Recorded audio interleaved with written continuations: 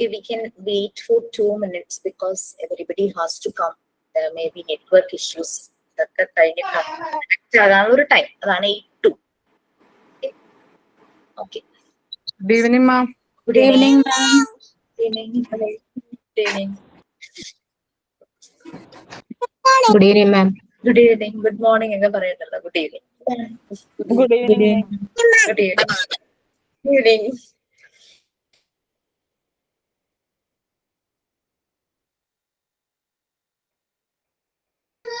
Good evening, ma'am.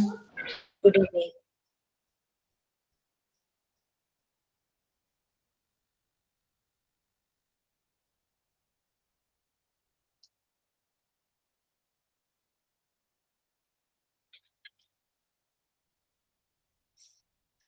ഒരു miniature Keralam ആയിരിക്കും അല്ലെ ഇവിടെ? പല പല എന്താ പറയാ ഡിസ്ട്രിക്റ്റിൽ നിന്നുള്ളവര്, ഇവിടെ തന്നെ പല പല സ്ഥലങ്ങളിൽ നിന്നുള്ളവര്. എല്ലാ ജില്ലയുണ്ട്. കാസർഗോഡ് നിന്നൊക്കെ ആരെങ്കിലും ഉണ്ടോ? തൃശ്ശൂരൊക്കെ ഉണ്ടാവും. തൃശ്ശൂരുണ്ട് മാം. തൃശ്ശൂരുണ്ട്. മലപ്പുറം, കാസർഗോഡാണോ? Okay Surabhi. Good evening, ma'am. Good evening.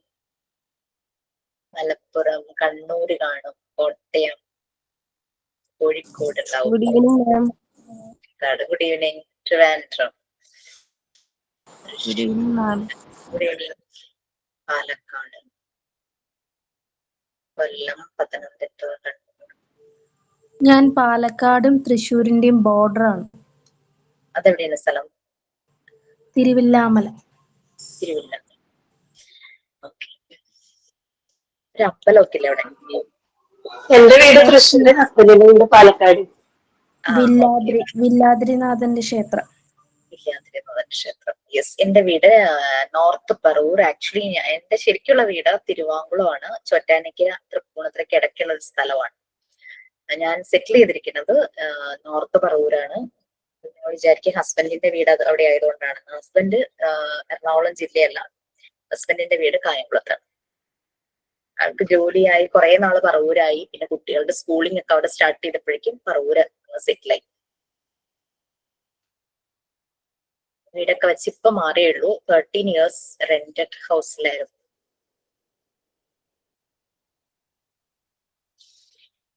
Okay. So 8-3 ആയി നമ്മുടെ പേഴ്സണൽ കാര്യങ്ങളെല്ലാം. അപ്പൊ എല്ലാ ജില്ലയിൽ നിന്നൊക്കെ ഉള്ളവരുണ്ടെന്ന് തോന്നുന്നു. അപ്പൊ നമുക്കൊരു മിനിയേച്ചർ കേരളത്തിന്റെ ഒരു ചെറിയ വേർഷൻ. അതിൽ തന്നെ ഇപ്പൊ ജോലിയൊക്കെ ചെന്നൈയിലാണ്. ചിലര് ഗൾഫിലുള്ളവരാരൊക്കെയോ ഉണ്ടെന്ന് തോന്നുന്നു. എന്നാലും ഇവന്തോ കേരളത്തിൽ നിന്ന് അങ്ങോട്ട് താൽക്കാലികമായിട്ട് പോയവരാണല്ലോ. ബാംഗ്ലൂരിലുള്ള കുറച്ച് പേരുണ്ട് നമ്മുടെ പല ബാച്ചിലും. നോർത്ത് ഇന്ത്യൻ ആ ഒരു ഏരിയയില് ചിലരുണ്ട്. നിങ്ങൾക്ക് എല്ലാവർക്കും കാണാൻ മീൻസ് വീഡിയോ ഓൺ ചെയ്യുവാണെങ്കിൽ കാണാനും കേൾക്കാനും കേട്ടുമുട്ടാൻ പറ്റുന്ന ഒരു സ്ഥലം, ഒരു പ്ലാറ്റ്ഫോം ആണ് നമ്മുടെ ക്ലാസ് സെറ്റോ. So maximum use it. Opportunities എല്ലാം മാക്സിമം യൂസ് ചെയ്യുക. കേട്ടിട്ടില്ലേ? Opportunities are like hail stones. എപ്പോഴും വരില്ല. അവസരങ്ങൾ ആലിപ്പഴം പോലെയാണ്, എപ്പോഴും കിട്ടണമെന്നില്ല. So maximum use it, grab it. Okay, we will start. Who is going to do prayer?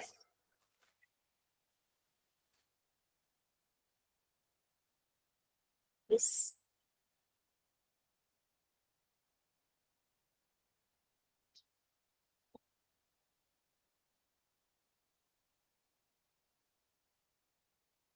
Ma'am,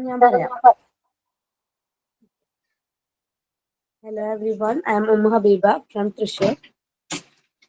We shall overcome, we shall overcome, we shall overcome someday.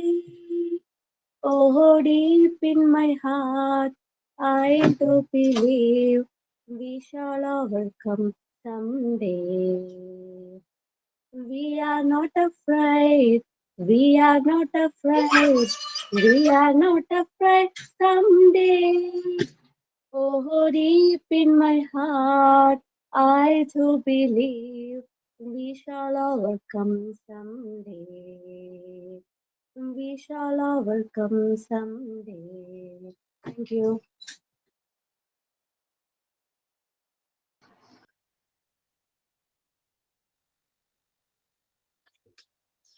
Okay, that was very nice. നമ്മൾ ചെറുപ്പം തുടങ്ങിയ കേട്ടിട്ടുള്ളതാണ്. അതിന്റെ ഹിന്ദി വേർഷനും ഒക്കെ കേട്ടിട്ട് കാണും അല്ലെ? Yes ma'am.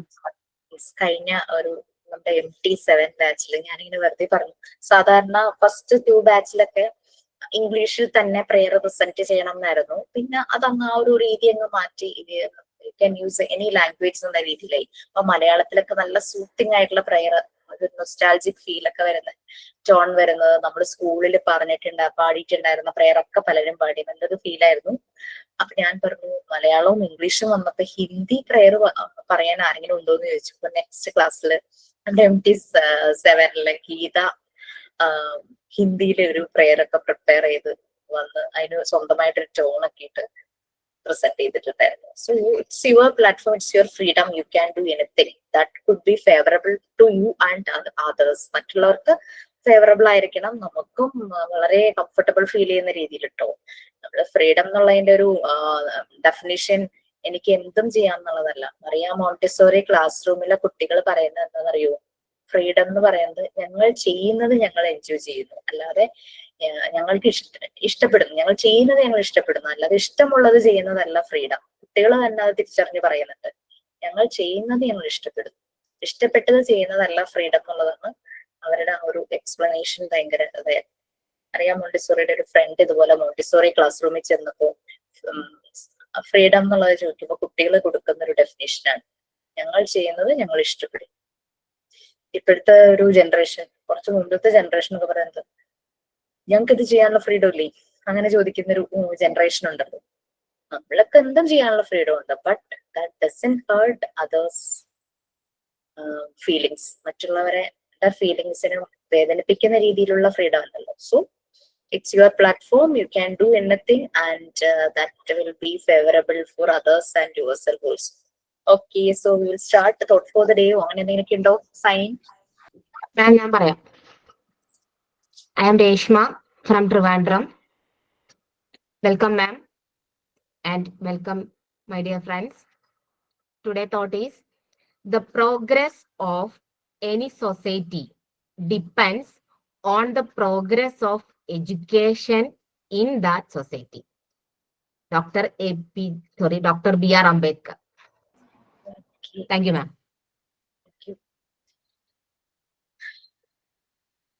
Apt ആയിട്ടുള്ള report and thought provoking also. Okay, so anything else like any dance form of signing in? ഞാൻ പറയട്ടെ. Yes please. I'm Naufala from Calicut. Good evening, ma'am, and good evening, all. Past is a waste paper, present is a newspaper, future is a question paper. So, read and write carefully. Otherwise, your life will be tissue paper. Yes. Dr. APJ Abdul Kalam. Okay. നമ്മള് okay, so ക്ലാസ്സിലേക്ക് പോവാം. നമുക്ക് ശരിക്കും പറഞ്ഞു കഴിഞ്ഞാൽ മാനേജ്മെന്റിലെ main ആയിട്ട് വരുന്ന ഒരു ഫാക്ടർ ലീഡർഷിപ്പ് ആണ്. ഇന്ന് ഞാൻ ഔട്ട്സൈഡ് ക്ലാസ് എടുക്കാൻ പോകുന്ന ഡേ ആണ്, ഫ്രൈഡേ എന്ന് പറയുന്നത്. 9th സ്റ്റുഡൻസ് ആണ്. അപ്പൊ ഇന്ന് അവർക്ക് ചെയ്തൊരു ആക്ടിവിറ്റി ഒരു ഗ്രൂപ്പ് ആക്ടിവിറ്റി ആയിരുന്നു. ലീഡർഷിപ്പും കൂടെ വരുന്ന ഒരു ഗ്രൂപ്പ് ഡൈനാമിക്സ്. 4 ഗ്രൂപ്പ് ഉണ്ടായിരുന്നു. അവരുടെ ഇഷ്ടത്തിന് ആ ഗ്രൂപ്പിന് ഒരു പേരൊക്കെ കൊടുത്തു. മാർവെലിനോ എന്തൊക്കെയോ അങ്ങനത്തെ കുറെ ഒരു ട്രെൻഡ് ഉള്ള കുറെ പേരുകളൊക്കെയാണ് അവർ കൊടുത്തത്. അവർ ചെയ്യുന്ന ഓരോ ആക്ടിവിറ്റിക്കും അവർക്ക് പോയിന്റ്സ് ഉണ്ടായിരുന്നു. ഏറ്റവും കൂടുതൽ പോയിന്റ്സ് ആർക്കാണെന്ന് നോക്കുന്ന രീതിയിൽ പോയിന്റ്സ് അങ്ങനെ വയ്ക്കുന്നത്. അവര് കുറച്ചുകൂടെ ആക്റ്റീവ് ലിസണിങ് ഒരു സെഷൻ ഉണ്ടായിരുന്നു. അതായത് ഒരാള് ഷെയർ ചെയ്യുന്നത് മറ്റുള്ള ഗ്രൂപ്പുകള് ശ്രദ്ധിച്ചിട്ട് അതിൽ നിന്ന് മെയിൻ പോയിന്റ്സ് പറയുന്നത് കുട്ടികളെ ശ്രദ്ധിക്കാൻ വേണ്ടിയുള്ള ഒരു ഇതാണ്. സാധാരണഗതിയിൽ എന്താ സംഭവിക്കുന്നത്, അവരുടെ ഗ്രൂപ്പിന്റെ ആക്ടിവിറ്റി കഴിയുമ്പോൾ അവരങ്ങ് വർത്താനം പറയാൻ തുടങ്ങും. മറ്റുള്ള ഗ്രൂപ്പ് ചെയ്യണതോ അവർ പറയണതോ ഒന്നും ശ്രദ്ധിക്കില്ല. അപ്പൊ അതിന് വേണ്ടിയിട്ട് നമ്മൾ ആക്റ്റീവ് ലിസണിങ് അതിൽ ചേർത്തത്. അപ്പൊ അവര് പിന്നെ ശ്രദ്ധിക്കാൻ തുടങ്ങി, പോയിന്റ് വേണുള്ളൂ. അപ്പോ ഒരു ഗ്രൂപ്പ് കഴിയുമ്പോൾ മറ്റ് 4 ഗ്രൂപ്പിലെ മറ്റു 3 ഗ്രൂപ്പുകാരോടും ഈ ഒരു ഗ്രൂപ്പ് പറഞ്ഞ ഇതിലെ പ്രധാനപ്പെട്ടത് എന്താണെന്ന് ചോദിക്കും. അങ്ങനെ ഒരു ഗ്രൂപ്പിന്റെ കഴിഞ്ഞു, സെക്കൻഡ് ഗ്രൂപ്പിന്റെ കഴിഞ്ഞു, 3ാമത്തെ ഗ്രൂപ്പിന്റെ ആയപ്പോഴേക്കും നമ്മൾ ആദ്യമേ തന്നെ പറഞ്ഞിട്ടുണ്ടായിരുന്നു, ഒരു ഗ്രൂപ്പ് അവരുടെ പ്രസന്റേഷൻ കഴിയുമ്പോൾ മറ്റു ഗ്രൂപ്പിൽ നിന്ന് ടീം ലീഡർ വന്ന് മെയിൻ പോയിന്റ്, ആ ഗ്രൂപ്പ് പറഞ്ഞ മെയിൻ പോയിന്റ് പറയണം. അങ്ങനെ പെട്ടെന്ന് തന്നെ ഒരു ഗ്രൂപ്പിന്റെ കഴിഞ്ഞ ഉടനെ വേറൊരു ഗ്രൂപ്പ് ചാടി വന്ന് അത് പറഞ്ഞു. അപ്പൊ ഞങ്ങളാണ് ആദ്യം കൈ കാണിച്ചെന്നും പറഞ്ഞു വേറൊരു ഗ്രൂപ്പ്. അവർ എണീറ്റില്ല, കൈ കാണിച്ചു പറയാന്ന് പറഞ്ഞു. പക്ഷെ അതിന് മുമ്പ് തന്നെ വേറൊരു ഗ്രൂപ്പിൽ നിന്ന് ഒരാൾ ചാടി എണീറ്റ് വന്നിട്ട് പറഞ്ഞു പോയിന്റ്സ് കിട്ടി. അപ്പൊ ഈ കൈ കാണിച്ചവരോട് നെക്സ്റ്റ് വരാൻ പറഞ്ഞപ്പോൾ അവരെന്ത് ചെയ്താലും വരില്ല, നമുക്ക് പറയാനില്ല. കാരണം അവർ കൈ കാണിച്ചിട്ട് ഫസ്റ്റ് പ്രിഫറൻസ് അവർക്ക് കൊടുത്തില്ല എന്നുള്ളതാണ്. നമ്മൾ ആദ്യം പറഞ്ഞിട്ടുണ്ടായിരുന്നു, കഴിയുന്നതേ ആദ്യം വന്ന് പ്രസന്റ് ചെയ്യാൻ, അവരുടെ മെയിൻ പോയിന്റ് പ്രസന്റ് ചെയ്യാൻ പറ്റുന്ന മറ്റു ഗ്രൂപ്പുകാർ വരണമെന്ന്. കുട്ടികളല്ലേ, ഞങ്ങള് കൈ കാണിച്ചു പക്ഷെ ഇവര് ചാടിക്കേറി പോയി, അതുകൊണ്ട് ഞങ്ങൾ വരുന്നില്ല, ഞങ്ങൾ പറയുന്നില്ല എന്ന്. അപ്പൊ മറ്റുള്ളവരെല്ലാം പറഞ്ഞു കഴിഞ്ഞിട്ട് വീണ്ടും അവരോട് ചോദിച്ചു, നിങ്ങൾക്ക് എന്തെങ്കിലും പറയാനുണ്ടോ ഈ ഗ്രൂപ്പിന്റെ പ്രസന്റേഷനെ പറ്റി? ഇല്ല, ഞങ്ങൾ പറയുന്നില്ല, ഞങ്ങള് വരാൻ പോയപ്പോഴേക്കും മറ്റവര് ചാടിക്കേറി വന്നു, സോ ഞങ്ങൾ പറയുന്നില്ല. അവർക്ക് 0 പോയിന്റ് ആ ഒരു സെഷനില്. ഭയങ്കര ദേഷ്യപ്പെട്ട് ഇങ്ങനെ വാശി പിടിച്ചിരിക്കുവാണ് കേട്ടോ. അപ്പൊ അവര് 3rd പൊസിഷനിലേക്ക് എങ്ങാണ്ടായി. 4 ഗ്രൂപ്പിലെ 3rd പൊസിഷനിലാണ് ആ വാശി പിടിച്ച ഗ്രൂപ്പ് ഇരുന്നത്. അത് അവരോട് ചോദിച്ചു, നമ്മളൊരു വർക്ക് ചെയ്യുമ്പോൾ ടീം മെമ്പേഴ്സ് എല്ലാരും കൂടെ ഒരുമിച്ച് വർക്ക് ചെയ്യുമ്പോഴാണ് നമ്മൾ ഹൈ ലെവലിലേക്ക് എത്തുന്നത്. നിങ്ങൾ ആരും ഒരാൾ പോലും അത് ഇനീഷ്യേറ്റീവ് എടുക്കാതെ വന്നല്ലോ എന്നുള്ള രീതിയിൽ ചോദിച്ചു. ഞങ്ങൾ വരില്ല അങ്ങനെയൊക്കെ പറഞ്ഞ് വാശി പിടിച്ചിരിക്കുന്നു. അപ്പൊ ഞാനത് ഓർക്കുമായിരുന്നു. ആക്ച്വലി ക്ലാസ് ലീഡ് ചെയ്തത് ഞാനല്ല, ഞാൻ ഒബ്സർവറും അസിസ്റ്റ് ചെയ്യുമായിരുന്നു. നമ്മളൊരു എക്സ്റ്റേണൽ ഫാക്കൾട്ടി, ഒരു സ്പെഷ്യൽ എഡ്യൂക്കേറ്റർ മാമിനെ കൊണ്ടുവന്നാണ് ക്ലാസ് ലീഡ് ചെയ്യിച്ചത്. അപ്പം അതിന്റെ ജഡ്ജ് ഞാനായിരുന്നു, ഈ സെഷന്റെ ജഡ്ജ്. അനലൈസ് ചെയ്ത് ഇവർക്ക് മാർക്ക് ഇടുക എന്നുള്ളതായിരുന്നു എന്റെ ഡ്യൂട്ടി. ഇച്ചിരി ടഫായിരുന്നു കേട്ടോ, കാരണം കുട്ടികളൊക്കെ നമ്മളുടെ ഇവിടെ ഇരിക്കണവരാ. അപ്പം നമുക്കിങ്ങനെ മാർക്ക് കൊടുക്കണത് മാം പറഞ്ഞു അങ്ങനെ തന്നെ ഗ്രേഡിങ് കൊടുക്കണം. ഞാൻ അങ്ങനെ മാർക്ക് ഗ്രേഡിങ് അങ്ങനെയൊന്നും ആ രീതിയിലൊന്നും ചെയ്യുന്നല്ല. റിവാർഡ്സ് ഒക്കെ അങ്ങനെ ആണെങ്കിലും അപ്രീസിയേഷനും ഒക്കെ എല്ലാവർക്കും ഇടയിലേക്ക് എത്തുന്ന രീതിയിലൊക്കെ പോകുന്നതായിരുന്നു. അപ്പൊ 0 മാർക്കൊക്കെ ഇട്ടപ്പോഴേക്കും നമുക്കൊരു ഒരു വിഷമായിരുന്നു. അവർക്ക് ഇങ്ങനെ 0 മാർക്ക് കിട്ടിയപ്പോഴേ എന്ത് ചെയ്യാൻ പറ്റും, നമ്മളൊരു എക്സ്റ്റേണൽ ഫാക്കൽറ്റി വിളിച്ചതല്ലേ. അപ്പം ഞാൻ പറഞ്ഞു അങ്ങനെ വേണം, അപ്പൊ നെക്സ്റ്റ് ടൈം ആവുമ്പോ അവര് വാശി പിടിക്കും, അങ്ങനെ ഇങ്ങനെ നമുക്ക് നോക്കാന്നൊക്കെ പറഞ്ഞിട്ട് സെഷൻ അങ്ങനെ കഴിഞ്ഞു. ഓക്കെ, അപ്പൊ നമ്മളൊരു മാനേജ് ചെയ്യുന്ന സമയത്ത് ലീഡർഷിപ്പ് എന്നുള്ളതും ടീം വർക്ക് എന്നുള്ളതും വളരെ ഇമ്പോർട്ടന്റ് ആണ്. ആ ഗോളിലേക്ക് എത്തണമെങ്കിൽ ഒരു ചെറിയ ഈഗോ ക്ലാഷ്, കോൺഫ്ലിക്ട്സ് എല്ലാം ആ ഒരു ഗോൾ സെറ്റ് ചെയ്യുന്നതിൽ നിന്നും താഴേക്ക് പിടിച്ചു വലിക്കും. സോ അത് ഞാൻ ഓർത്തു, ക്ലാസ്സിൽ ഇങ്ങനെ ഓർത്തു. നമ്മളും പറഞ്ഞു വരുവാണല്ലോ ലീഡർഷിപ്പിനെ കുറിച്ചും കാര്യങ്ങളെ കുറിച്ചും. ഓക്കെ, ഞാൻ ഷെയർ ചെയ്യാം. മിസ്സേ, എന്തോ ഞാനൊരു കാര്യം പറഞ്ഞോട്ടെ. ഞാനിവിടെ ട്രെയിനിങ്ങിന് പോയായിരുന്നേ. 4th standard. അതെ. അപ്പോ 4th സ്റ്റാൻഡേർഡ് ആയിരുന്നു നോക്കിയിട്ടുണ്ടായിരുന്നത്. അപ്പൊ എന്റെ അടുത്ത് അവിടുത്തെ HM പറഞ്ഞു, ഇവരൊന്നും വായിക്കത്തൊന്നുമില്ല, ഭയങ്കര മടിയാണ് വായിക്കാനൊക്കെ. അപ്പോ ചാപ്റ്റേഴ്സ് കവർ ചെയ്യുന്നതിനേക്കാൾ കൂടുതൽ ഇവരെ കൊണ്ടൊക്കെ ഒന്ന് വായിപ്പിച്ച് അങ്ങനെയുള്ള കാര്യങ്ങളൊക്കെ നോക്കാൻ വേണ്ടി പറഞ്ഞു. അപ്പൊ ഞാൻ വന്ന് കയറിയ പാടെന്റെ മക്കള് പറഞ്ഞു, തുടങ്ങി, ഇനി മിസ്സിന് ഇനി എന്താ പുതിയ കാര്യം നടത്താന്ന് വെച്ചേ. അപ്പൊ ഞാൻ പറഞ്ഞു, ഞാൻ നടത്താനൊന്നും ഉദ്ദേശിച്ച് വന്നല്ല, നമുക്ക് കളിച്ചോണ്ട് പഠിച്ചാലോ, അതല്ലേ നന്നാവുക, കുറേ ഗെയിമായിട്ട് നമുക്ക് പഠിക്കാട്ടോ പറഞ്ഞു. ഭയങ്കര ശത്രുതാ മനോഭാവത്തിലാ നിക്കണേ. അപ്പൊ ഞാൻ പറഞ്ഞു ഗെയിമായിട്ട് നോക്കാന്ന് പറഞ്ഞു. അങ്ങനെ അവരോട് കുറെ കഥയൊക്കെ പറഞ്ഞപ്പോ ഞാൻ പറഞ്ഞു ടെക്സ്റ്റ് എടുക്കാൻ വേണ്ടി പറഞ്ഞു. ഞാൻ പറഞ്ഞു 2 ലൈനെ ഒരാൾ വായിക്കാൻ പാടുള്ളൂ. അയാൾ നിർത്തിയപാട് അടുത്ത ആളെന്ന്. സത്യം പറഞ്ഞാൽ നല്ല ടെൻഷനിലായിരുന്നു, പിള്ളേർക്ക് നല്ല ദേഷ്യമുണ്ട്. അവർ 2 ലൈന് വായിച്ചാൽ മതി, അതിന്റെ ബാക്കി അടുത്ത ആൾ വായിക്കുക. അങ്ങനെ ഹോൾ ക്ലാസ് ഇങ്ങനെ റൊട്ടേറ്റ് ചെയ്ത് പോയിട്ട് ഒരു ചാപ്റ്റർ തീർക്കാം നമുക്ക് പറഞ്ഞിട്ടോ. 2 ലൈന് മതിയോ ചോദിച്ചു. അപ്പൊ ഞാൻ പറഞ്ഞു മതിയല്ലോ, തുടങ്ങിക്കോ പറഞ്ഞു. അപ്പൊ 2 ലൈൻ ആയപ്പോ ഇവരിങ്ങനെ വായിച്ചു കേട്ടോ.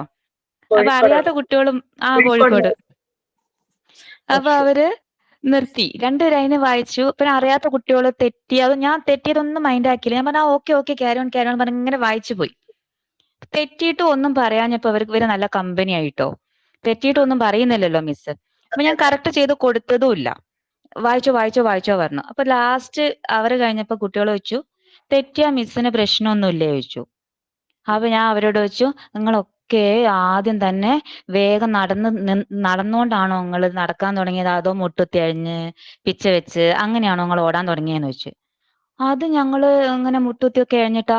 അങ്ങനെ തന്നെയല്ലേ വായിക്കാൻ പഠിക്കുക, വീണ് എന്നാ പഠിക്കുക. അപ്പൊ അത് താനേ ശരിയായിക്കോളും. അപ്പൊ നാളെ നമുക്ക് ഇതേപോലെ തന്നെ വേറെ ഗെയിം ഉണ്ടേ.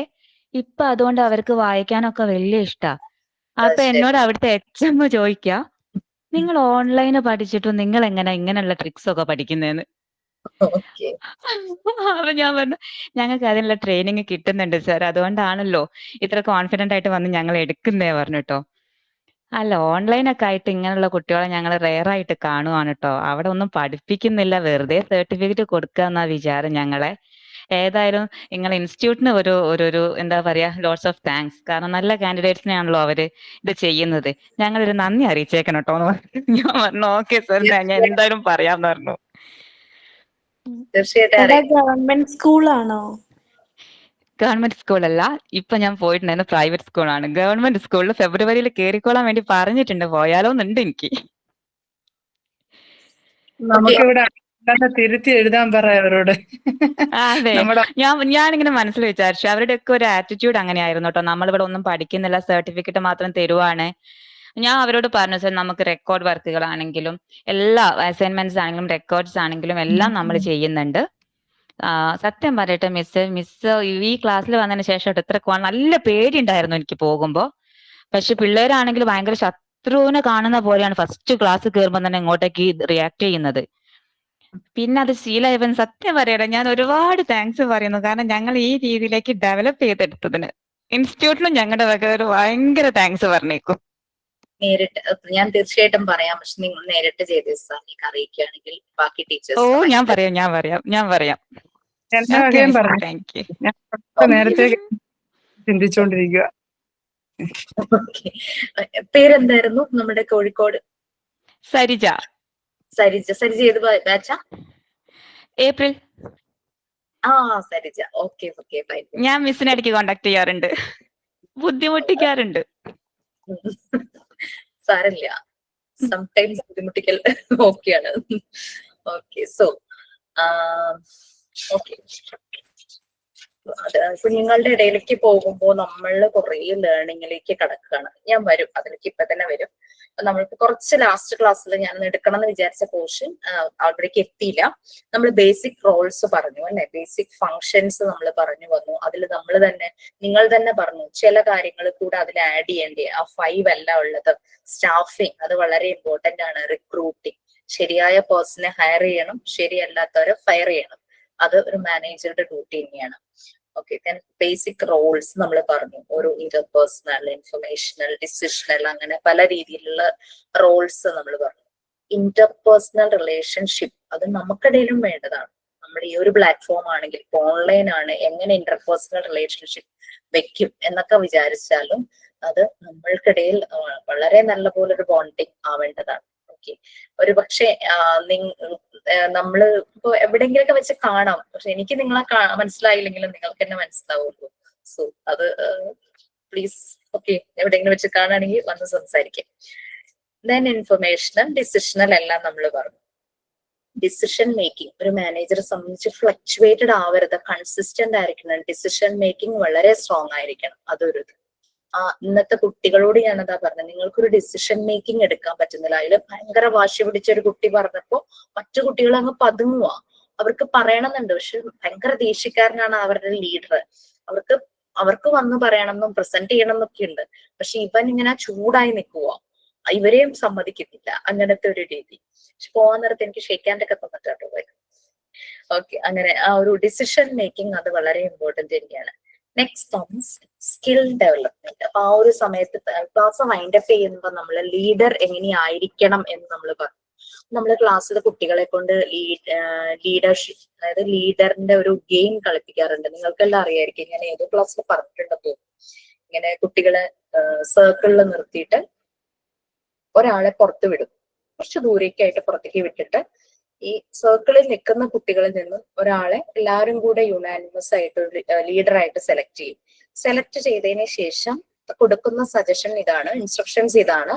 ലീഡർ ഓരോരോ ആക്ഷൻസ് കാണിക്കും, കൈ കൊണ്ടും ഫേസ് കൊണ്ടും ഒക്കെ പല ആക്ഷൻസ് കാണിക്കും. അപ്പൊ ബാക്കിയുള്ളവര് ഇത് കണ്ട് അതുപോലെ തന്നെ ഇമിറ്റേറ്റ് ചെയ്യണം. നമ്മൾ ചില സെഷൻസിലൊക്കെ പോകുമ്പോൾ നമ്മളൊക്കെ ചെയ്തിട്ടുള്ള ഒരു ഗെയിം ആയിരിക്കാം.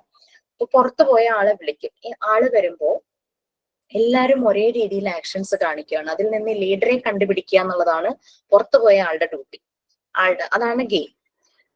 അപ്പൊ ഇയാൾ വന്ന് നോക്കുമ്പോ ലീഡർ ആരാന്ന് മനസ്സിലാവുന്നില്ല. ലീഡർ കാണിക്കുന്ന ആക്ഷൻസ് ആണ് ഇവര് കാണിക്കുന്നതെന്ന് അറിയാം, പക്ഷെ ആരാണ് അത് കാണിച്ചു കൊടുക്കുന്നതെന്ന് വ്യക്തമാകണില്ല. അങ്ങനെ നോക്കി അതാണ് ആ ടീമിന്റെ ഒരു ബോണ്ടിങ് ആണത്. ലീഡർ ആരാന്ന് മനസ്സിലാകില്ല. അതാണ് എന്താ പറയാ, ജോൺ സി മാക്സ്വെൽ പറഞ്ഞത്, leader is one who knows the way, goes the way and shows the way. 3 actions ആണ് ലീഡർക്ക് അവിടെ പറയുന്നത്. One who knows the way, goes the way and shows the way. എപ്പോഴും ലീഡറും അണികളും ഒപ്പം നടക്കുന്നു. അതിൽ ആരാണ് ലീഡർ എന്ന് മനസ്സിലായില്ല. നമ്മളുടെ ക്ലാസ് റൂമിലും അങ്ങനെ തന്നെയാണ്. ട്രെയിനീസ് ആരാണ്, ട്രെയിനർ ആരാന്ന് മനസ്സിലാകരുത്. ആ രീതിയിൽ വേണം ക്ലാസ്. അതിന് ഞാനും നിങ്ങളിൽ ഒരാളായിട്ട് ഇങ്ങനെ ഇരിക്കും. സോ അവിടെ ആ രീതിയിൽ നമ്മൾ സർക്കിളിലാണ് ഇരിക്കണേന്ന് നമുക്കങ്ങ് വിർച്വലി നമ്മളൊക്കെ അങ്ങ് തീരുമാനിക്കാം. നമുക്ക് വെർച്വൽ ആയിട്ട് സർക്കിളിലാണ് ഇരിക്കുന്നതെന്ന് നമ്മൾ എല്ലാവർക്കും പരസ്പരം സർക്കിളിൽ ഇരിക്കുന്നതുകൊണ്ടുള്ള ഒരു ഗുണം എന്താ? വട്ടത്തിൽ ഇരിക്കുന്നതുകൊണ്ട് ഗുണം എന്താ? ഫേസ് ടു ഫേസ് ഒക്കെ എല്ലാവർക്കും കാണും. എല്ലാരെയും കാണാനായിട്ട് പറ്റും, എല്ലാവരുടെയും ഫേസ് കാണാനായിട്ട് പറ്റും. സോ അങ്ങനെയാണ് പൊതുവെ മോണ്ടിസോറിയുടെ ഒക്കെ ക്ലാസ്സസ്, മിക്ക ക്ലാസ്സസും ആ ഒരു കൺസെപ്റ്റിലാണ് പോകുന്നത്. ഈ ഒരു കൺസെപ്റ്റ് ഫോളോ ചെയ്യുന്ന ട്രെയിനേഴ്സ് എല്ലാം ഈ ഒരു രീതിയിലായിരിക്കും ക്ലാസ് എടുക്കുക. അപ്പൊ നിങ്ങൾ ആലോചിക്കും, വലിയൊരു ഗ്രൂപ്പ് വരുമ്പോ, വലിയൊരു ഗ്രൂപ്പ് ആകുമ്പോൾ വലിയ സർക്കിൾ ബുദ്ധിമുട്ടല്ലേ. അപ്പൊ അങ്ങനെ വരുമ്പോ നമ്മള് നെക്ലസ് പാറ്റേൺ ഇരുത്തും. ഇങ്ങനെ സെമി സർക്കിൾ, പല പല ലെയർ ഉള്ള നെക്ലസ് ഇടില്ലേ, അതുപോലെ അങ്ങനെ പാറ്റേൺ ഇരുത്തും. കാരണം അത്രയും ക്രൗഡ് കൂടുതലാകുമ്പോൾ. പക്ഷെ ഒരിക്കലും നമ്മൾ ഒരാളിരിക്കുന്നതിന്റെ ബാക്കിൽ അങ്ങനെ ഇരുന്ന് പോരുത്. ഇങ്ങനെ ഒരു നെക്ലസ് പാറ്റേണിൽ ഇരിക്കുമ്പോൾ നമുക്ക് കുറച്ചുകൂടി ഒരു ഫ്രണ്ട്ലി ഫീൽ തോന്നും, സർക്കിളിൽ ഇരിക്കാൻ പറ്റാത്ത ഒരു ഗ്രൂപ്പ് ആണെങ്കിൽ. ഓക്കെ, അപ്പൊ അങ്ങനെ നമ്മൾ ലീഡർഷിപ്പിന്റെ കാര്യം പറഞ്ഞു. നെക്സ്റ്റ് വന്നിട്ട് സ്കിൽ ഡെവലപ്ഡ് ആണ് നെക്സ്റ്റ് വരുന്നത്. Political skill. ഓക്കെ, എന്തായിരിക്കും ഈ പൊളിറ്റിക്കൽ സ്കിൽ എന്ന് ഉദ്ദേശിക്കുന്നത്? നമ്മുടെ നേതാക്കന്മാരെ ഒന്ന് ആലോചിച്ചാൽ മതി. ചില ആൾക്കാരെ കണ്ടിട്ടില്ലേ, രാഷ്ട്രീയത്തിലേക്ക് അങ്ങ് ഇറങ്ങി കുറച്ചങ്ങ് കഴിയുമ്പോൾ അവരുടെ സംസാര രീതിക്ക് എന്തോ ഒരു ഭയങ്കര ഒരു മെച്യൂരിറ്റി വരുമോ? അതുവരെയും അങ്ങനത്തെ ഒരു ഇത് കാണിക്കാതെ അവള് ഓരോ വാക്ക്, മിസ്ലീഡിങ് ക്വാളിറ്റി, ഓരോ വാക്ക് യൂസ് ചെയ്യുന്നതും വളരെ ശ്രദ്ധിച്ച് സൂക്ഷിച്ച്. കാരണം പൊളിറ്റീഷ്യന്മാർ എന്തെങ്കിലും പറയുന്നവരുണ്ട് കേട്ടോ, വിടുവായത്തരം പറയുന്നവരുണ്ട്, ഇല്ല എന്നല്ല. പക്ഷെ ചിലരുടെ സംസാരം കേട്ടിട്ടില്ലേ, വളരെ ശ്രദ്ധയോടുകൂടിയാണ് അവർ ഓരോ വാക്കും പറയുന്നത്. യെസ്, ആൾക്കാരെ പിടിച്ചിരുത്താനുള്ള ഒരു കഴിവ്, പൊളിറ്റിക്കൽ സ്കിൽ എന്ന് പറയുന്നത്. അപ്പൊ ഇത് നമ്മള് മാനേജർക്ക് വേണ്ടുന്ന സ്കില്ലിനെ പറ്റിയാ പറയുന്നത്. ആ ഒരു പൊളിറ്റിക്കൽ സ്കിൽ എന്നുള്ളത് എന്താണെന്നുള്ളതാണ്. കാര്യം ചെയ്യാം, ഓരോരോ നമുക്കത് ഒരു 6 സ്കിൽസ് പറഞ്ഞിട്ടുണ്ട്. 6 ഒന്നും അല്ല, അതിൽ കൂടുതൽ സ്കിൽസ് മാനേജർ ആണെങ്കിലും ആർക്കാണെങ്കിലും വേണം. സോ ഇമ്പോർട്ടന്റ് ആയിട്ട് 6 സ്കിൽസ് പറഞ്ഞിട്ടുണ്ട്. അതിന്റെ ഒരു സ്റ്റേറ്റ്മെന്റും ഓരോ സെന്റൻസും കൊടുത്തിട്ടുണ്ട്. വായിക്കുക, അതിനുശേഷം നമുക്ക് ഓരോന്ന് ഡിസ്കസ് ചെയ്യാം വിത്ത് എക്സാമ്പിൾ. മാം ഒന്ന് സ്ക്രോൾ ചെയ്യോ? Yeah sure.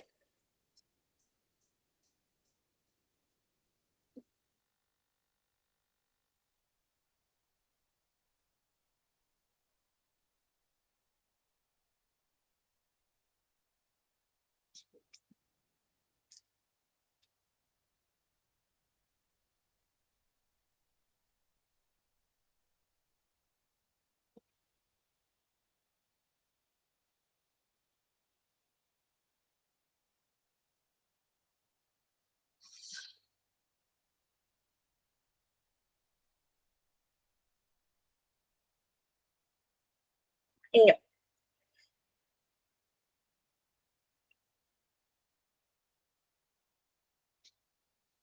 നമുക്ക് ചില സമയത്ത് ചില ആളുകളിൽ നിന്നൊരു ഉപദേശം കിട്ടാറില്ലേ, എന്തെങ്കിലും സംസാരിക്കുന്നതിന് മുമ്പ് ഒരു 3 വട്ടം അല്ലെങ്കിൽ 10 വട്ടം എങ്കിലും ചിന്തിക്കുക എന്ന് പറയാറില്ലേ?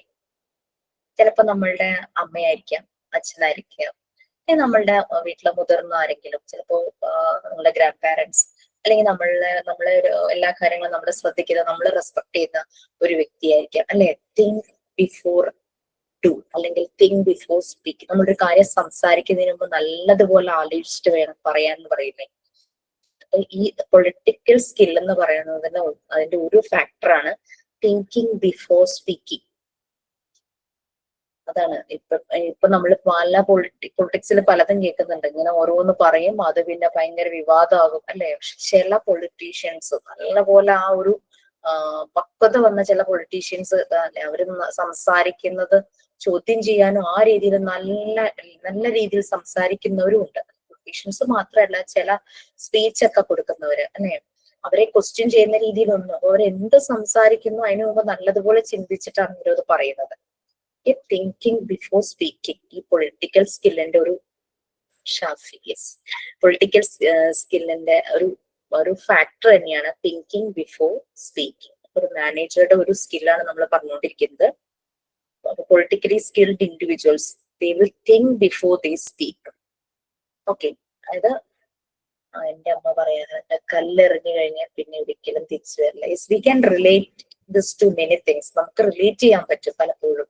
ശരിയായിരുന്നു, നമ്മൾ ഒന്ന് ആലോചിക്കണമായിരുന്നു, കാര്യം പറയണതിന് മുമ്പ് ഒന്ന് ആലോചിക്കാമായിരുന്നു എന്നൊക്കെ വിചാരിക്കും. കാരണം എനിക്ക് കഴിഞ്ഞ ദിവസം പത്രം പറ്റിയതാണ്, അതുകൊണ്ട് ഞാനിത് ശരിക്കും പറയുന്നത്. അത് ഞാൻ ഇച്ചിരി ഒരു നാട്ടിൻപുറമാണ്. പറവൂർ ടൗൺ ആണെങ്കിലും അവിടെ നിന്ന് മാറിയിട്ടൊരു ഒരു വില്ലേജ് ഏരിയയിലാണ് താമസിക്കുന്നത്. അപ്പം ഞാൻ താമസിക്കുന്ന വീടിന്റെ മുമ്പില് ഒരു വീട് ഓൾമോസ്റ്റ് പണി കഴിഞ്ഞു. അവർക്ക് പണിത് വിൽക്കാൻ വേണ്ടിയിട്ടാണ്. അപ്പൊ നമ്മളുടെ ഫ്രണ്ടിലാണ് ആ വീട്, റോഡില് ഫ്രണ്ടിൽ ആ വീട്, അതിന്റെ ബാക്കിലേക്കായിട്ടാണ് എന്റെ വീട് ഇരിക്കുന്നത്. അങ്ങനെ അപ്പൊ ഞാൻ ഒരു ദിവസം ഇതുപോലെ ക്ലാസ് റൂമിൽ ഇരിക്കുമ്പോ എനിക്ക് അവിടെ ഒരു ഗ്ലാസ് ഉണ്ട്. ഗ്ലാസ്സിലൂടെ എനിക്ക് നേരെ നോക്കിക്കഴിഞ്ഞാൽ ഈ ഫ്രണ്ടിലെ വീടാ കാണാൻ പറ്റുന്നത്, നമ്മുടെ ഫ്രണ്ട് പോർഷൻ. ഞാനിങ്ങനെ നോക്കുമ്പോൾ ഉച്ചയ്ക്ക് ക്ലാസ് എടുക്കുവാണ്, ഒരു 2:30 ക്ലാസ് തുടങ്ങാറായി. 5 minutes കൂടിയുള്ളൂ. ഞാൻ മാത്രമേ ഉള്ളൂ വീട്ടില്. എനിക്ക് പുറത്തേക്ക് കാണാം, പുറത്തുള്ളവർക്ക് ഇതിൽ കൂടെ ഒന്നും കാണാൻ പറ്റില്ല. ഞാനിങ്ങനെ നോക്കുമ്പോ അവിടെ പണിയും നടക്കുന്നില്ല, ആ വീടും ആരും വാങ്ങാൻ വരുന്നില്ല. നോക്കുമ്പോ ആ വീടിന്റെ ബാക്ക് സൈഡിൽ ഒരു പയ്യൻ നിന്ന് ഇങ്ങോട്ട് നമ്മുടെ വീടിന്റെ നേരെ ഇങ്ങനെ നോക്കിക്കൊണ്ടിരിക്കുകയാണ്. കുറെ നേരം നോക്കിയപ്പോ എനിക്ക് എന്താ സംശയം, എന്തേ നോക്കുന്നതെന്ന് എനിക്ക് ഇറങ്ങി പോകാനും പറ്റില്ല. ക്ലാസ് സ്റ്റാർട്ട് ചെയ്യാൻ തുടങ്ങി. ഞാനിത് കാഷ്വലി എന്റെ നൈബറോട് പറഞ്ഞു. അപ്പൊ നൈബർ എന്ത് ചെയ്തു, അത് അപ്പുറത്തെ വീട്ടിലുള്ളവരും. ഞാൻ ഈ കാഷ്വലി പറഞ്ഞു, ഇങ്ങനെ ഒരാളിങ്ങനെ, ഞാൻ ഹസ്ബൻഡിനോട് ആദ്യം പറഞ്ഞപ്പോ ഹസ്ബൻഡ് എന്നെ പേടിപ്പിച്ചു, നിന്നെ ആരൊക്കെയോ നോട്ട് ഇടുന്നുണ്ടെന്നുള്ള രീതിയിൽ പറഞ്ഞു. അപ്പൊ ഞാൻ പിന്നെ തൊട്ടപ്പുറത്തെ വീട്ടിലെ ചേച്ചിയോട് പറഞ്ഞപ്പോഴേക്കും അവരത് കുറച്ച് പയ്യന്മാരുണ്ട് ഈ വഴിയില്. അപ്പൊ അവരെന്തോ സന്ധ്യ ആകുമ്പോ വീട്ടിൽ വന്നങ്ങാണ്ട് ഇരിക്കാറുണ്ട് കേട്ടോ. അവരുടെ ചെറിയ ആക്ടിവിറ്റീസ് ഒക്കെ ആയിട്ട് നമ്മളതൊന്നും അറിയാറില്ല. പകലിങ്ങനെ കണ്ടപ്പോ ഞാനിങ്ങനെ ജസ്റ്റ് കാഷ്വലി പറഞ്ഞു, എനിക്ക് ആരെ അറിയൂല. ആ ചേച്ചി ആ പയ്യന്മാരായിരിക്കും വിചാരിച്ച് അവരെന്ത് ചെയ്തു, ഓണറെ വിളിച്ചു പറഞ്ഞു. ഓണറെ കൊണ്ട് ഈ പയ്യന്മാരൊക്കെയുള്ള വീട്ടിൽ അറിയിച്ച് ആകെ വൃത്തം കോളമായി. ഞാൻ പറഞ്ഞു സോറി, ഞാൻ കാഷ്വലി പറഞ്ഞതായിരുന്നു. ഞാനിങ്ങനെ ഒരാളെ കണ്ട് ഇങ്ങോട്ട് തന്നെ നോക്കണം. അപ്പൊ എന്താന്നറിയില്ല, കാരണം ഓപ്പോസിറ്റ് ഒരു പറമ്പുണ്ട്, നിറയെ കാടാണ്, അവിടെ പാമ്പുണ്ട്. ഇനി വല്ല പാമ്പ് ഇങ്ങോട്ട് അഴിഞ്ഞു വന്നു. എന്റെ മനസ്സിൽ അതായിരുന്നു, വേറൊന്നും ഞാൻ ഉദ്ദേശിച്ചില്ലായിരുന്നു. ബട്ട് അത് അവരോട് പറഞ്ഞപ്പോ അത് കറങ്ങി തിരിഞ്ഞു വന്ന് ഓണർ ഓരോ ജോലിക്കാരനെ വിട്ട് ഇവിടെ പയ്യന്മാരുള്ള വീട്ടിലൊക്കെ പറഞ്ഞ് ആകെ അത് കുളമാക്കി. എന്തായാലും ഈ പിള്ളേർക്ക് എന്നെ ഇങ്ങനെ കണ്ടിട്ടുണ്ട്. ചില കൊച്ചുങ്ങളൊക്കെ എന്നോട് സംസാരിച്ചിട്ടുള്ള കാരണം അവരെന്നെ കൂടുതലായിട്ട് എന്നെ ഉപദ്രവിച്ചൊന്നുമില്ല, അവര് ചിരിച്ചതേ ഉള്ളൂ. അപ്പൊ അങ്ങനെ ഒരു കാര്യം പറ്റി. അപ്പൊ എനിക്ക് മനസ്സിലായി, ചെറിയ കാര്യമാണെങ്കിൽ പോലും നമ്മൾ പറയേണ്ടവരോട് പറയണം, അല്ലാത്തവരോട് പറയേണ്ടത് മനസ്സിലായി. അങ്ങനെ പറ്റി. തിങ്കിങ് ബിഫോർ സ്പീക്കിംഗ് അതൊരു ശരിക്കും അതൊരു ക്വാളിറ്റി തന്നെയാണ് കേട്ടോ. നമ്മളത് നല്ലപോലെ ഒന്ന് ശ്രദ്ധിക്കണം, നന്നായിരിക്കും.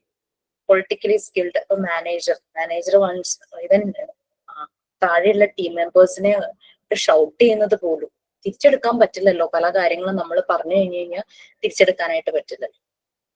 ഓക്കെ, പൊളിറ്റിക്കൽ സ്കിൽ ഒരു പറയുന്ന കാര്യങ്ങൾക്ക് എപ്പോഴും ഒരു പവർ ബേസ്, അതായത് ഒരു പൊസിഷനിൽ ഇരിക്കുന്ന ആളാണ്. സോ അയാളുടെ വാക്കുകൾ, വോയിസ് അതെല്ലാം ഒരു സ്ട്രോങ് ആയിരിക്കണം, വളരെ കൺസിസ്റ്റന്റ് ആയിരിക്കണം.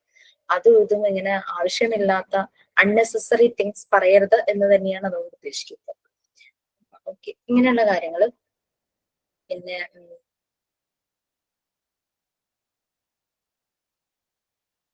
പിന്നെ ഒരു പൊളിറ്റീഷ്യൻ ആണെങ്കിലും ശരിക്കും പൊളിറ്റിക്കലി സ്കിൽ എന്ന് പറഞ്ഞു കഴിഞ്ഞാല് ഈ പൊളിറ്റീഷ്യൻസിന് മെയിൻ ആയിട്ട് അവർക്ക് അവയർനെസ് വേണം. നാട്ടിൽ നടക്കുന്ന സംഭവങ്ങൾ, നിയമവ്യവസ്ഥ അല്ലെ, ലോ ആൻഡ് ഓർഡർ, അതിനെപ്പറ്റി എല്ലാം അവയർ ആയിരിക്കണം. അപ്പൊ അങ്ങനെയുള്ള എല്ലാ സോഷ്യൽ ഇഷ്യൂസ് വരുന്നത്, ഓരോ സ്ഥലങ്ങളിലെ ഫിനാൻഷ്യൽ ഇഷ്യൂസ്, ഫിനാൻഷ്യൽ പ്രോബ്ലംസ്, അല്ലാതെ വെറുതെ സംസാരിച്ച് പിടിച്ചിരിക്കാനും കഴിയണ്ടേ മിസ്സേ? തന്നെ തീർച്ചയായിട്ടും അതെല്ലാം വരും. പിന്നെ അതുപോലെ തന്നെ നെറ്റ്വർക്കിംഗ് കേപ്പബിലിറ്റി നെറ്റ്വർക്കിംഗ് കേപ്പബിലിറ്റി എന്ന് പറഞ്ഞു കഴിഞ്ഞാൽ എല്ലാരെയും ഒരുമിച്ച് കൊണ്ടുപോകാനായിട്ട്, കണക്ട് ചെയ്ത് കൊണ്ടുപോകാനായിട്ട് പറ്റണം. അയാളുടെ കീഴിൽ 100 പേരോ 200 പേരോ വർക്കേഴ്സ് ഉണ്ടായിക്കോട്ടെ, എല്ലാരെയും ഒരുമിച്ച് കണക്ട് ചെയ്ത് കൊണ്ടുപോകാനായിട്ട് പറ്റണം. സ്റ്റാഫിനെ, എംപ്ലോയീസ് എല്ലാം അയാളുടെ കീഴിൽ നിറയുണ്ടായിരിക്കും. അപ്പൊ ശരിക്കും പറഞ്ഞു കഴിഞ്ഞാല് ചെറിയ താഴെയുള്ള ഒരു ഈവൻ ക്ലീനിങ് സ്റ്റാഫ് ആണെങ്കിൽ പോലും, കഴിഞ്ഞ ദിവസം ഒരു ഫിസിഷ്യൻ ആ ഡോക്ടറുടെ കാര്യം പറഞ്ഞ പോലെ, ഒരുപക്ഷെ ആ ഹോസ്പിറ്റൽ മാനേജ്മെന്റ് അത്രയും ഇമ്പോർട്ടൻസ് ആ ക്ലീനിങ് സ്റ്റാഫിന് കൊടുക്കുന്നുണ്ടോ അറിയില്ല. പക്ഷെ ആ ഒരു ഡോക്ടർ ആ ഒരു ക്ലീനിങ് സ്റ്റാഫിന് കൊടുത്ത ഒരു മര്യാദ, അത് ശരിക്കും അവർക്ക് വളരെ ഒരു മോട്ടിവേഷൻ തന്നെയായിരുന്നു. അവർക്ക് എന്തൊരു ഹാപ്പിനെസ് ആയിരുന്നു അവരുടെ മുഖത്ത്. ഞാൻ അത് നേരിട്ട് കണ്ടതും കൂടിയാണ്. സോ അതുപോലെ എല്ലാരെയും കണക്ട് ചെയ്ത് പിടിക്കാനായിട്ട് പറ്റണം. എബോൾ സിൻസിയർ ആയിരിക്കണം. പൊളിറ്റീഷ്യൻസ് സിൻസിയർ ആവുന്നത്, അങ്ങനെ സിൻസിയർ ആയിട്ടുള്ള നേതാക്കന്മാരൊക്കെ ഉള്ള കാലഘട്ടം ഉണ്ടായിരുന്നു, ഇപ്പോഴും ഉണ്ട് കേട്ടോ. മിക്കവരും സിൻസിയർ ആയിട്ടുള്ളവരുണ്ട്, ഇല്ലെന്ന് പറയുന്നില്ല. അപ്പൊ ഇങ്ങനെ പൊളിറ്റിക്കൽ സ്കില്ല് ഒരു മാനേജർക്ക് ഉള്ളത് കൊണ്ടുള്ള ബെനിഫിറ്റ്സ് എന്തായിരിക്കും? ഇപ്പൊ നമ്മൾ പൊളിറ്റിക്കൽ സ്കില്ലിൽ പറഞ്ഞു, അവര് സംസാരിക്കുമ്പോൾ ശ്രദ്ധിക്കണം. പിന്നെ ആവശ്യമില്ലാത്ത കാര്യങ്ങൾ, ഒരു പവർ ഉള്ള ആളാണ്, പവർ ബേസ് ആണ് ഓരോ ആക്ഷൻ, അവരുടെ സംസാരമാണെങ്കിലും ആക്ഷൻസ് ആണെങ്കിലും അതിനെല്ലാം ഒരു പവർ ഉണ്ട്. പിന്നെ ആളുകളെ കണക്ട് ചെയ്ത് വെക്കണം, സിൻസിയർ ആയിരിക്കണം എന്നൊക്കെ പറഞ്ഞു. ഇങ്ങനെ പൊളിറ്റിക്കൽ സ്കിൽസ് ഒരു മാനേജർക്ക് ഉണ്ടായാലുള്ള ബെനിഫിറ്റ്സ് എന്തായിരിക്കും?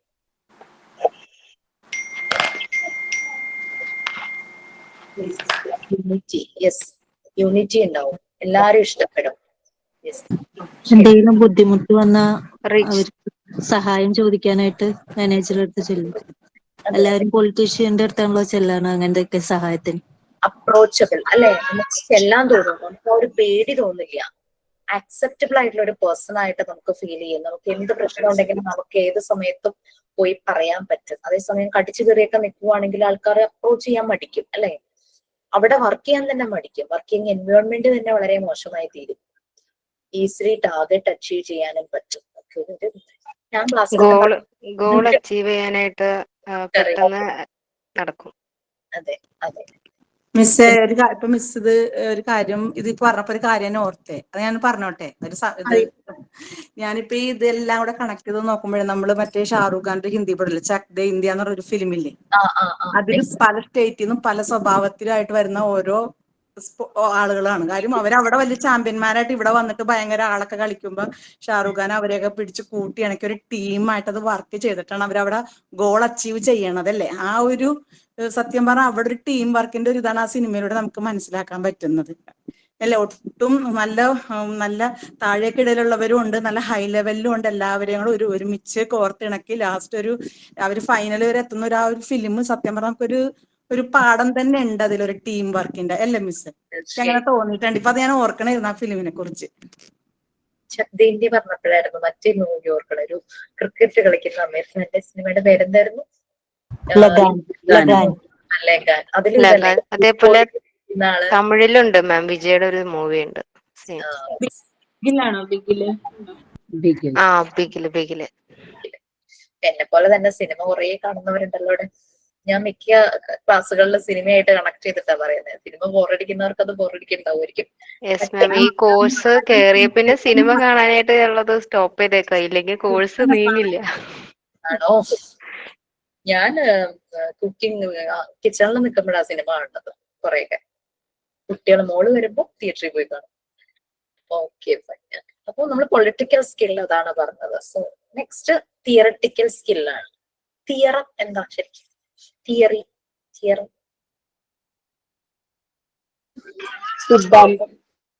അതെ. ഓരോ നമ്മളിപ്പോ എന്തെങ്കിലും സബ്ജക്ട് പഠിക്കുമ്പോൾ അതിൽ തിയറി ഉണ്ട്, ആ തിയറി പഠിച്ചു. തിയറി നമ്മൾ എന്തെങ്കിലും അപ്ലൈ ചെയ്യുന്നുണ്ട് അല്ലെ, അത് പ്രാക്ടിക്കൽ സൈഡിൽ അപ്ലൈ ചെയ്യുന്നു. ഫിസിക്സിൽ പഠിക്കുന്നു, അത് ഫിസിക്സ് പ്രാക്ടിക്കലിൽ അപ്ലൈ ചെയ്യുന്നു. സയൻസ് ഗ്രൂപ്പ് എടുത്തവർക്ക് അത് മനസ്സിലാവും. അങ്ങനെ എന്തെങ്കിലും ഒരു റിട്ടേൺ ആയിട്ടുള്ള എല്ലാരും ആക്സെപ്റ്റബിൾ ആയിട്ടുള്ള പ്രിൻസിപ്പിൾസ്, അത് തിയറി എന്തിലേക്കെങ്കിലും അപ്ലൈ ചെയ്യുന്നതിനാണ്, ചെയ്യാൻ പറ്റുന്നതാണ് തിയറി എന്ന് പറയുന്നത്. അപ്പൊ തിയറിറ്റിക്കൽ സ്കിൽ എന്ന് പറഞ്ഞു കഴിഞ്ഞാൽ മാനേജ്മെന്റിന് ആ ഒരു എബിലിറ്റി, പല മാനേജ്മെന്റ് തിയറീസും യൂസ് ചെയ്യാനുള്ള എബിലിറ്റി, അതാണ് തിയറിറ്റിക്കൽ സ്കിൽ. മോസ്റ്റ് പ്രോബബിളി ഇപ്പൊ നമ്മൾ വിചാരിക്കും MBA കഴിഞ്ഞ ഒരാൾക്ക്, അതായത് പ്രൊഫഷണൽ ക്വാളിഫിക്കേഷൻ ഉള്ള മാനേജർ ആവാൻ പ്രൊഫഷണൽ ക്വാളിഫിക്കേഷൻ വേണമെന്ന്. അത് മേ ബി ചില കമ്പനീസിന്, അല്ലാതെ സ്വന്തമായിട്ട് വെരി സോറി, എന്റെ ഹസ്ബൻഡ് ചില സമയത്ത് സംസാരിക്കുമ്പോൾ എക്സൈറ്റഡ് ആകുമ്പോൾ ശബ്ദം കൂടുന്നതാണേ ഒന്നും വിചാരിക്കരുത്.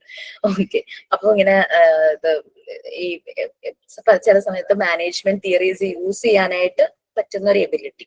പക്ഷേ പ്രൊഫഷണലി നമ്മൾ ഒരു MBA ഹോൾഡർ അല്ലെങ്കിൽ അങ്ങനെ മാനേജ്മെന്റിന്റെ ഏതെങ്കിലും ഒരു പ്രൊഫഷണൽ ഒരു ഡിഗ്രി വരുന്നു, അവർക്ക് കമ്പനികളിൽ മാനേജറായിട്ട് ജോലി കിട്ടുന്നു. അത് കൂടാതെ തന്നെ ബിസിനസ് ചെയ്ത ബിസിനസിന്റെ പ്രൊഫഷണൽ ക്വാളിഫിക്കേഷൻ ഇല്ലാതെ മാനേജർ ആവുന്നവരുണ്ട്. അവർക്ക് ഈ പറയുന്ന സ്കില്ലും അവരിലും ഉണ്ട്. അവർക്കറിയാം എങ്ങനെയാണ് അത് മാനേജ് ചെയ്യുന്നത്. നമ്മളിപ്പോ അത് ഒരു ചെറിയ സ്മോൾ സ്കെയിൽ ഇൻഡസ്ട്രി ആണെങ്കിലും ശരി, ലാർജ് സ്കെയിൽ ഇൻഡസ്ട്രി ആണെങ്കിലും ശരി, ചെറിയ ലെവലിലുള്ള ഒരു സ്ഥാപനമാണെങ്കിലും വലിയ ലെവലിലുള്ള സ്ഥാപനമാണെങ്കിലും അത് മാനേജ് ചെയ്യുന്ന ഒരാൾ മാനേജർ തന്നെയാണ്. അയാൾക്ക് MBA ഉണ്ടാവണമെന്നൊന്നുമില്ല. But he know how to apply the theory. ഇപ്പൊ ക്ലോത്തിന്റെ ബിസിനസ് ചെയ്യുന്ന ഒരാള്, ഗാർമെന്റ് ബിസിനസ് ചെയ്യുന്ന ഒരാളാണ്. അപ്പോ അയാൾക്കൊരു ഷോപ്പ് മാത്രമേ ഉള്ളൂ എന്ന് വിചാരിക്കുക. അയാള് പുതിയ ട്രെൻഡ് വരുന്നതിനനുസരിച്ച്, ഇപ്പൊ അജ്രക്, മൊഡാൽ സിൽക്ക്, അതിന്റെയൊക്കെ ഒരു ട്രെൻഡ് ആണല്ലോ വരുന്നത്. അപ്പൊ അതിനനുസരിച്ച് അയാളുടെ ഷോപ്പിലെ സാധനങ്ങളുടെ ആൾക്കാർ അന്വേഷിച്ച് വരുമ്പോൾ അയാൾ അതിനെപ്പറ്റി അറിയുന്നു, അതിനെപ്പറ്റി മനസ്സിലാക്കിയിട്ട് അയാൾ ആ ഷോപ്പിലേക്ക് കൊണ്ടുവരിക. സോ ആ തിയറി അപ്ലൈ ചെയ്യാനായിട്ട്, തിയറി യൂസ് ചെയ്യാൻ കഴിയുന്ന ഒരു എബിലിറ്റി ഉണ്ടാകണം. അതാണ് തിയറിറ്റിക്കൽ സ്കിൽ എന്ന് പറയുന്നത്. ബിസിനസ് ഓപ്പറേഷൻസില് മാനേജ്മെന്റിന്റെ തിയറി അപ്ലൈ ചെയ്യാനുള്ള എബിലിറ്റി, അതാണ് തിയറിറ്റിക്കൽ സ്കിൽ. അതിപ്പോ ഒരു കോംപ്ലക്സ് സിറ്റുവേഷൻസ് വന്നാല്, ഭയങ്കര മഴക്കാലം വരുന്നു, പെട്ടെന്ന് നമുക്കിപ്പോ കേരളത്തിൽ അങ്ങനെയാണല്ലോ, ചില സമയത്ത് എന്താ പറയാ, ഈ മഴ എപ്പോഴാ വരുന്നതെന്ന് പറയാൻ പറ്റില്ല. വേനൽ മഴ എന്നും പറഞ്ഞിട്ടുണ്ടാവും, അല്ലാതെ ഈ അല്ലാത്ത മൺസൂൺ സമയത്തും മഴ, അങ്ങനെ പല സമയത്തും നമുക്ക് മഴ കിട്ടാറുണ്ട്. അപ്പോ ഇത് ഫുഡ് സ്റ്റോർ ചെയ്യുന്ന എന്തെങ്കിലും അങ്ങനെ ചെയ്യുന്നവരൊക്കെ ആകുമ്പോൾ പെട്ടെന്ന് ക്ലൈമറ്റ് ചേഞ്ച് വരുമ്പോൾ ഇവരുടെ ഫുഡ് സ്റ്റോർ ചെയ്തതിൽ എന്തെങ്കിലും കേടാവോ അല്ലെങ്കിൽ അത് മൂവ് ആവാതെ വരികയോ ചെയ്യും. സോ ദാറ്റ് മീൻസ് അങ്ങനെ ഒരു കോംപ്ലക്സ് സിറ്റുവേഷൻ വരുമ്പോൾ അവർ അതിനെ പ്രീ പ്ലാൻ, അവർ നേരത്തെ ആലോചിച്ച് ഇങ്ങനെ വന്നാൽ ഞാൻ എന്ത് ചെയ്യണം ആ ഒരു സമയത്ത്, അതൊരു സ്കിൽ തന്നെയാണ്. അതേസമയം ഇതൊന്നും ആലോചിക്കാതെ കുറേ സാധനം സ്റ്റോക്ക് ചെയ്യുന്നു, അഥവാ മഴ വരുന്നു, എനിക്ക് ആ സാധനം മഴയത്ത് യൂസ് ചെയ്യാൻ പറ്റില്ല, സോ അതെനിക്ക് സ്റ്റോക്ക് ചെയ്യാൻ പറ്റും. അപ്പൊ അങ്ങനെ കോംപ്ലക്സ് സിറ്റുവേഷൻസ് വന്നു കഴിഞ്ഞാൽ തിയറി അതിലേക്ക് അപ്ലൈ ചെയ്യാനായിട്ട് പറ്റുന്നു. ദാറ്റ് ഇസ് തിയറിറ്റിക്കൽ സ്കിൽ എന്ന് പറയുന്നത്. അത് വെച്ച് അവർക്ക് അനലൈസ് ചെയ്ത് അതിനെ സോൾവ് ചെയ്യാനായിട്ട് കഴിയുക. നമുക്കറിയാം മാനേജ്മെന്റ് എന്ന് പറഞ്ഞു കഴിഞ്ഞാൽ അതിൽ കുറെ പ്രിൻസിപ്പിൾസും തിയറീസും ഉണ്ട്.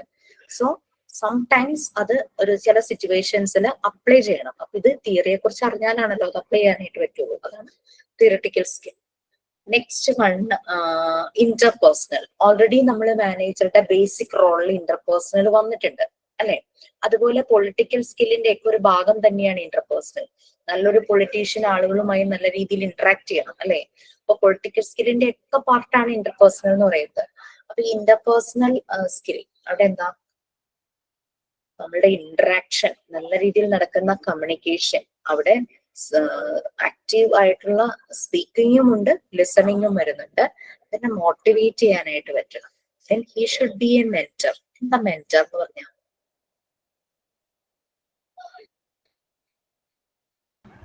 Guide.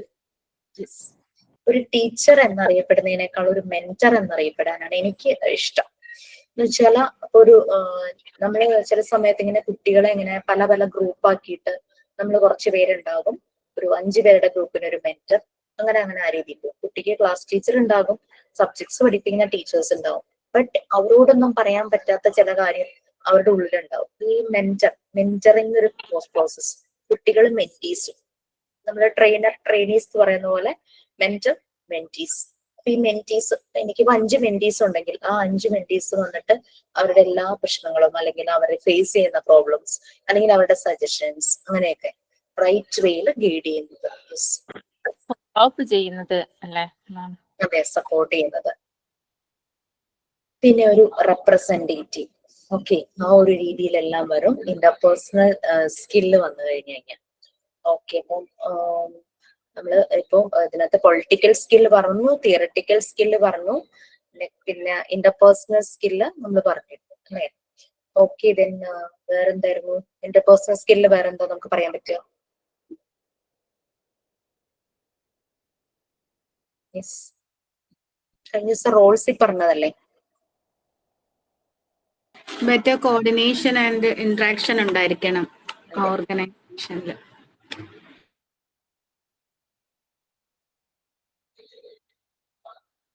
He should be a good listener. അതെ, ഓപ്പൺ മൈൻഡഡ് ആയിരിക്കണം ആള്. എമ്പതി ഉണ്ടാവണം. അതെ. വേറൊരാളുടെ സ്ഥാനത്ത് നിന്ന് അയാളുടെ പ്രശ്നം മനസ്സിലാക്കാനുള്ളത്, അത് ഏത് ലെവലിൽ ജോലി ചെയ്യുന്ന ആളാണെങ്കിലും ഒരു മാനേജർക്ക് അത് അറിഞ്ഞിരിക്കണം. ഇപ്പൊ ഒരു ഫാക്ടറിയുടെ പല ജോലികൾ ചെയ്യുന്നവരുണ്ടായിരിക്കും, മെഷീൻസ് വർക്ക് ചെയ്യുന്നവരുണ്ടായിരിക്കും, അങ്ങനെ പല പല ഇതിൽ വർക്ക് ചെയ്യുന്ന ക്ലീനിങ് സ്റ്റാഫ് ഉണ്ടായിരിക്കും. അപ്പൊ ഓരോ ജോബ് ടൈപ്പ് എന്താണെന്ന് അയാൾക്ക് അറിയണം. ആ മാനേജർ അത് ചെയ്യുന്നില്ലായിരിക്കും, but he knows how tough the job.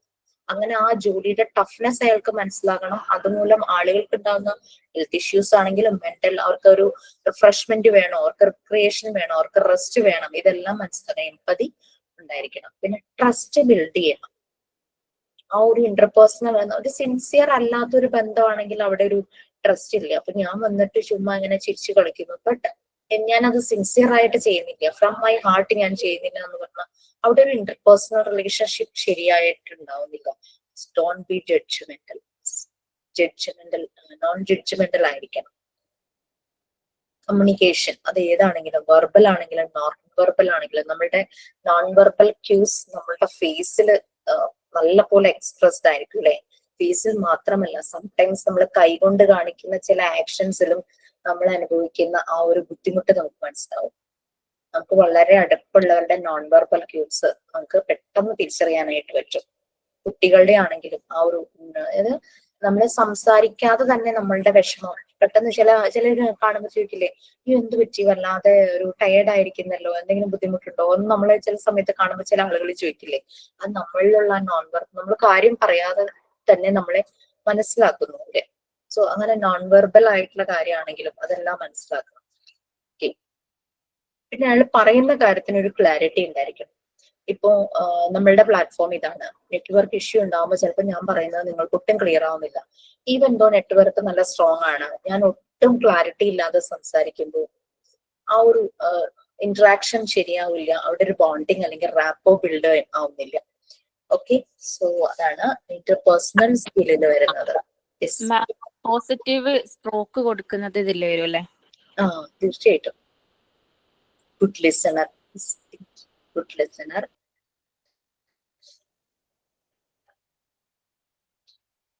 Then next, diagnostic skill. Diagnose ചെയ്യുക അങ്ങനെ എന്തൊക്കെ പറയുമല്ലോ. Ability to imagine the most appropriate response to a situation. ഒരു സിറ്റുവേഷൻ വരുമ്പോൾ അതിനെ ഐഡന്റിഫൈ ചെയ്യാൻ പറ്റുന്നു, അതിനെ അനലൈസ് ചെയ്യുന്നു. ഏതെങ്കിലും ഒരു പ്രോബ്ലം വരുമ്പോൾ ആ പ്രോബ്ലത്തിന്റെ കാരണം എന്താണ് ആ പ്രോബ്ലത്തിന്റെ കോസ്, അല്ലെങ്കിൽ എന്താണ് ഇഷ്യൂസ്. ഇപ്പൊ ബിസിനസ്സിലാണെങ്കിൽ അവർ ചെയ്യുന്ന ബിസിനസ്സിൽ ഒരു പ്രോബ്ലം സംഭവിക്കുന്നു, എന്തുകൊണ്ട് ആ പ്രോബ്ലം ഉണ്ടായി, അതിന് കാരണം. അല്ലെങ്കിൽ ഇത് പണ്ട് ഈ നമ്മുടെ ഈ ജീൻസിന്റെ കളറില്ലേ, ബ്ലൂ ഡെനിം, ഇൻഡിഗോ കളറ്, ഇത് ഭയങ്കര ഒരു ബിസിനസ് ആയിട്ട് നടന്നിരുന്നു. നമുക്ക് ഫ്രീഡം കിട്ടുന്നതിന് മുമ്പ്. അപ്പോ ഈ ഇൻഡിഗോ ഒരു ചെടി നടക്കുന്ന അതിന്റെ ഒരു ചാറോ ഡൈ എന്തോ ആണ്. അങ്ങനെ ഈ ഡൈ യൂസ് ചെയ്തിട്ട് അന്ന് ഈ ഇൻഡിഗോ കളറിന് ഭയങ്കര ഡിമാൻഡാണ്. ഡെനിം ജീൻസ് അങ്ങനെയൊക്കെ ഉണ്ടാക്കാൻ വേണ്ടിയിട്ട് ഇത് യൂറോപ്യൻ കൺട്രീസിലേക്ക്, എന്ന് വെച്ചാൽ ബ്രിട്ടീഷുകാർ ഇത് അവരുടെ അങ്ങോട്ട് അതിന് വേണ്ടിയിട്ടുമൊക്കെ ആയിട്ട് ഇന്ത്യൻസിനെ കൊണ്ട് കുറെ ചെയ്യിക്കുമായിരുന്നു. അപ്പോ കുറച്ച് കഴിഞ്ഞപ്പം ഇത് ഇന്ത്യയിൽ നിന്ന് മാറ്റിയിട്ട് അവർ അവരുടെ സ്ഥലത്ത് തന്നെ ഇതിന്റെ ഫാക്ടറി സ്റ്റാർട്ട് ചെയ്യാനായിട്ട് തുടങ്ങി. അപ്പൊ എന്ത് പറ്റിയെന്ന് വെച്ച് കഴിഞ്ഞാല് നമ്മൾക്ക് അല്ലാതെ തന്നെ ഇപ്പൊ ഭക്ഷണം കഴിക്കണമെങ്കിൽ നമുക്ക് അതിന് വേണ്ടുന്ന സാധനങ്ങൾ കൃഷി ചെയ്യണം അല്ലെ. അരി യൂസ് ചെയ്യുന്നവരുണ്ട്, ഗോതമ്പ് യൂസ് ചെയ്യുന്നുണ്ട്, ബാജ്ര യൂസ് ചെയ്യുന്നവരുണ്ട്, ചോളം യൂസ് ചെയ്യുന്നവരൊക്കെ ഉണ്ട് നമ്മളുടെ പല പല നാടുകളിൽ. അപ്പൊ ആളുകൾ മുഴുവനും എന്താ കാശ് വേണം ജീവിക്കാൻ. അത് ബ്രിട്ടീഷുകാരാണ് അടിമയാളായിട്ടായി പോയല്ലോ ഇന്ത്യൻസ്. അപ്പോ ഈ ബ്രിട്ടീഷുകാരാണ് നമ്മൾക്ക് പേയ്മെന്റ് തരുന്നത്. അതുകൊണ്ട് ഈ കൃഷി ചെയ്യുക, ഈ ഫുഡ് ക്രോപ്സ് ചെയ്തവരെല്ലാരും അത് സ്റ്റോപ്പ് ചെയ്തിട്ട് ഇൻഡിഗോയുടെ ആ ഒരു കൃഷി സ്റ്റാർട്ട് ചെയ്യുക. ഗുണം എന്താന്ന് വെച്ച് കഴിഞ്ഞാൽ പെട്ടെന്ന് തന്നെ അത് ഇതിന്റെ പേയ്മെന്റ് കിട്ടും, പെട്ടെന്ന് കൃഷി ചെയ്യാൻ അധികം ബുദ്ധിമുട്ടില്ല, അങ്ങനെ വന്നു. അത് കഴിഞ്ഞപ്പോ ബ്രിട്ടീഷുകാർ എന്ത് ചെയ്തു, ഈ സെയിം സാധനം അവരുടെ നാട്ടിൽ ചെയ്യാനായിട്ട് തുടങ്ങി. ഫാക്ടറി സ്റ്റാർട്ട് ചെയ്തു. കൃഷി ചെയ്ത് ഇങ്ങനെ ഡൈ ഉണ്ടാക്കി അങ്ങനെ ഡ്രസ്സ് ചെയ്യുന്നതിന് അവർ ഓട്ടോമാറ്റിക് ആയിട്ട് ഫാക്ടറി സ്റ്റാർട്ട് ചെയ്ത് അവിടെ തുടങ്ങിയപ്പോഴേക്കും ഈ ബാക്കി കൃഷിയൊക്കെ നിർത്തി നശിപ്പിച്ച് ഈ ഇൻഡിഗോ ചെയ്ത കർഷകരെല്ലാം അവര് ഭയങ്കരമായി കടക്കെണിയിലായി, ഭയങ്കര ബുദ്ധിമുട്ട് വന്നു. ബ്രിട്ടീഷുകാർക്ക് ഇതുപോലെ ഇൻട്രസ്റ്റ് കൊടുക്കുകയും വേണം, ഇങ്ങനെ അവർക്ക് ഭക്ഷണമില്ല, അങ്ങനത്തെ ഒരു അവസ്ഥ വന്നു. അപ്പൊ ശരിക്കും അതൊരു ബിസിനസ്സിൽ വന്ന ഒരു വലിയൊരു പ്രോബ്ലം ആയി മാറി. അന്ന് ബ്രിട്ടീഷുകാരുടെ ശല്യവും ഡിസ്റ്റർബൻസും ഒക്കെ ശരിക്കും ഉണ്ടായിരുന്നു. അപ്പൊ ജീവിക്കാൻ പറ്റാത്ത അവസ്ഥയിലേക്ക് ആളുകൾ വന്നു. അതുപോലെ തന്നെ അങ്ങനെ വന്നപ്പോഴാണ് നമ്മളുടെ പല സോഷ്യൽ റിഫോമേഴ്സും അതിൽ ഇടപെട്ട് ആ പ്രോബ്ലം സോൾവ് ചെയ്ത് കർഷകരുടെ അവകാശങ്ങൾ സംരക്ഷിക്കണം എന്നൊക്കെ പറഞ്ഞ് സ്ട്രൈക്ക് ഒക്കെ തുടങ്ങി. അങ്ങനെ അത് പല രീതിയിലുള്ള സ്ട്രൈക്ക്, പല ആളുകളുടെയും തോട്ട്സ് അനുസരിച്ചുള്ള സ്ട്രൈക്ക്, ചിലർ നോൺ വയലൻസ്, ചിലർ വയലൻസ്, ആ ഒരു രീതിയിലൊക്കെ അങ്ങനെ കുറെ കഥകളൊക്കെ നിങ്ങൾക്ക് കിട്ടും.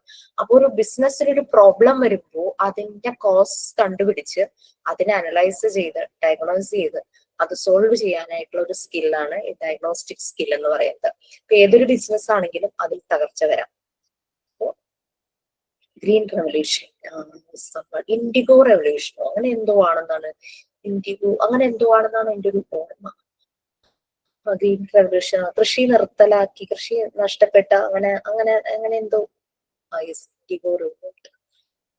അപ്പൊ അവിടെ എന്ന് പറഞ്ഞു കഴിഞ്ഞാല് ചിന്തിക്കാതെ ജീവിക്കാൻ പണം വേണം, അത് ഉദ്ദേശിച്ച് ഫാർമേഴ്സ് എല്ലാം കൂടി അവരുടെ ഫുഡ് ക്രോപ്സ് നിർത്തിയിട്ട് ക്യാഷ് ക്രോപ്സിന്റെ പുറകിലെ പോയതായിരുന്നു അവിടുത്തെ ഒരു പ്രശ്നം പറ്റിയത്.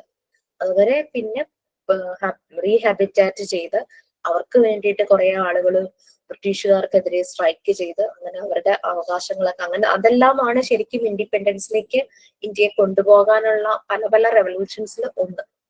ഓക്കെ, അപ്പൊ ഇങ്ങനെ ഒരു ബിസിനസ്സിലൊരു ഇഷ്യൂ വരുമ്പോൾ ലോസ് വന്നു, അതിന്റെ കോസ് എന്താണ്, ആ പ്രോബ്ലം ഉണ്ടാകാൻ കാരണം, അതെല്ലാം കണ്ടുപിടിച്ചത് ക്ലിയർ ചെയ്യുന്നതാണ് ഡയഗ്നോസ്റ്റിക് സ്കിൽ. അതായത് പ്രോബ്ലം ഐഡന്റിഫൈ ചെയ്യുക, പിന്നെ അതിന്റെ സൊല്യൂഷൻസ് കണ്ടുപിടിക്കുക. ഒരു സൊല്യൂഷൻ അല്ല, ABC, പ്ലാൻ എ വർക്ക് ആയില്ലെങ്കിൽ പ്ലാൻ ബി, അതാണ് അങ്ങനെ സൊല്യൂഷൻസ്, ഫൈൻഡിങ് സൊല്യൂഷൻസ്, അതാണ് ഡയഗ്നോസ്റ്റിക് സ്കിൽ മാനേജറുടെ എന്ന് പറയുന്നത്.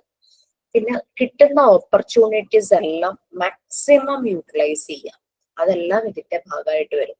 അപ്പോൾ identify the problem, finding out solution, taking advantage of opportunities, എല്ലാ അവസരങ്ങളും പ്രയോജനപ്പെടുത്തുക, അതെല്ലാം ഡയഗ്നോസ്റ്റിക് വരുന്നത്. ഇവിടെ പറയുന്നത് എബിലിറ്റി ടു ഇമാജിൻ ആണോ മാനേജ് എന്നായിരിക്കും, the most appropriate response to a situation. Decision planning വരിക ഡയഗ്നോസ്റ്റിക്കിലാണോ? എന്തോ ഡിസിഷൻ ടേക്കിംഗ് വരിക ഡയഗ്നോസ്റ്റിക്കിലാണോ? ഡിസിഷൻ മേക്കിംഗ് വരാം. കാരണം വെച്ചാൽ ആ ഒരു പ്രോബ്ലത്തിന് സൊല്യൂഷൻ കണ്ടു കഴിഞ്ഞാൽ മാനേജർക്ക് സ്ട്രോങ് ആയി പറയാലോ, this is the solution for this. അത് ഡിസിഷൻ മേക്കിംഗ് തന്നെയാണല്ലോ.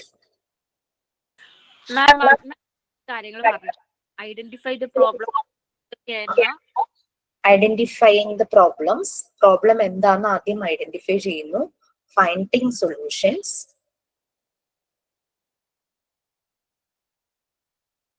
Taking advantage of opportunities maximum use ചെയ്യാം. ബുക്കിലുള്ള പോയിന്റ്സ് ആണോ ടീച്ചർ അത്? ഡയഗ്നോസ്റ്റിക് സ്കില്ലിനകത്ത് വരുന്ന അതിന്റെ ഓരോ പാർട്ട്, അല്ലെങ്കിൽ എക്സാമ്പിൾ എന്ന് വേണമെങ്കിൽ പറയാം. അല്ലെങ്കിൽ ഡയഗ്നോസ്റ്റിക് സ്കിൽ, ഒരു മാനേജറുടെ ഡയഗ്നോസ്റ്റിക് സ്കിൽ എന്ന് പറഞ്ഞാൽ എന്തെല്ലാമാണ് അദ്ദേഹം അതിൽ ചെയ്യുന്നതെന്നുള്ളത്. എന്തെങ്കിലും ഇഷ്യൂസോ പ്രോബ്ലംസോ ഒരു ബിസിനസ്സിൽ വന്നാൽ ആദ്യം ഫൈൻഡ് ഔട്ട് ചെയ്യും, എന്താണ് ആ പ്രോബ്ലം എന്ന് ക്ലിയർ ആയിട്ട് ഫൈൻഡ് ഔട്ട് ചെയ്യും. പിന്നെ അതിന്റെ സൊല്യൂഷൻസ് കണ്ടുപിടിക്കും. സൊല്യൂഷൻസ് ഒരു സൊല്യൂഷൻ ആവില്ല, പ്ലാൻ എ പ്ലാൻ ബി എന്നൊക്കെ ആയിരിക്കും. പ്ലാൻ എ വർക്ക് ആയെങ്കിൽ നെക്സ്റ്റ് തന്നെ പ്ലാൻ ബി എടുക്കാം, നമ്മളും ചെയ്യാറുണ്ടല്ലോ അങ്ങനെ, അല്ലെ? ടേക്കിംഗ് അഡ്വാൻറ്റേജ് ഓഫ് പറയാം, taking advantage of diagnostic skill എന്ന് പറഞ്ഞു കഴിഞ്ഞാല് ഒരു പ്രോബ്ലം വന്നു കഴിഞ്ഞാൽ അതിനെ ഐഡന്റിഫൈ ചെയ്ത് അതിന്റെ കോസസ് മനസ്സിലാക്കി അതിനെ അനലൈസ് ചെയ്ത് അതിനെ സോൾവ് ചെയ്യുന്നതാണ് ഡയഗ്നോസ്റ്റിക് സ്കിൽ. അത് സ്റ്റെപ്പ് ബൈ സ്റ്റെപ്പ് ആയിട്ട് പറയുവാണെങ്കിൽ identifying the problems, finding solutions, taking advantage of opportunities.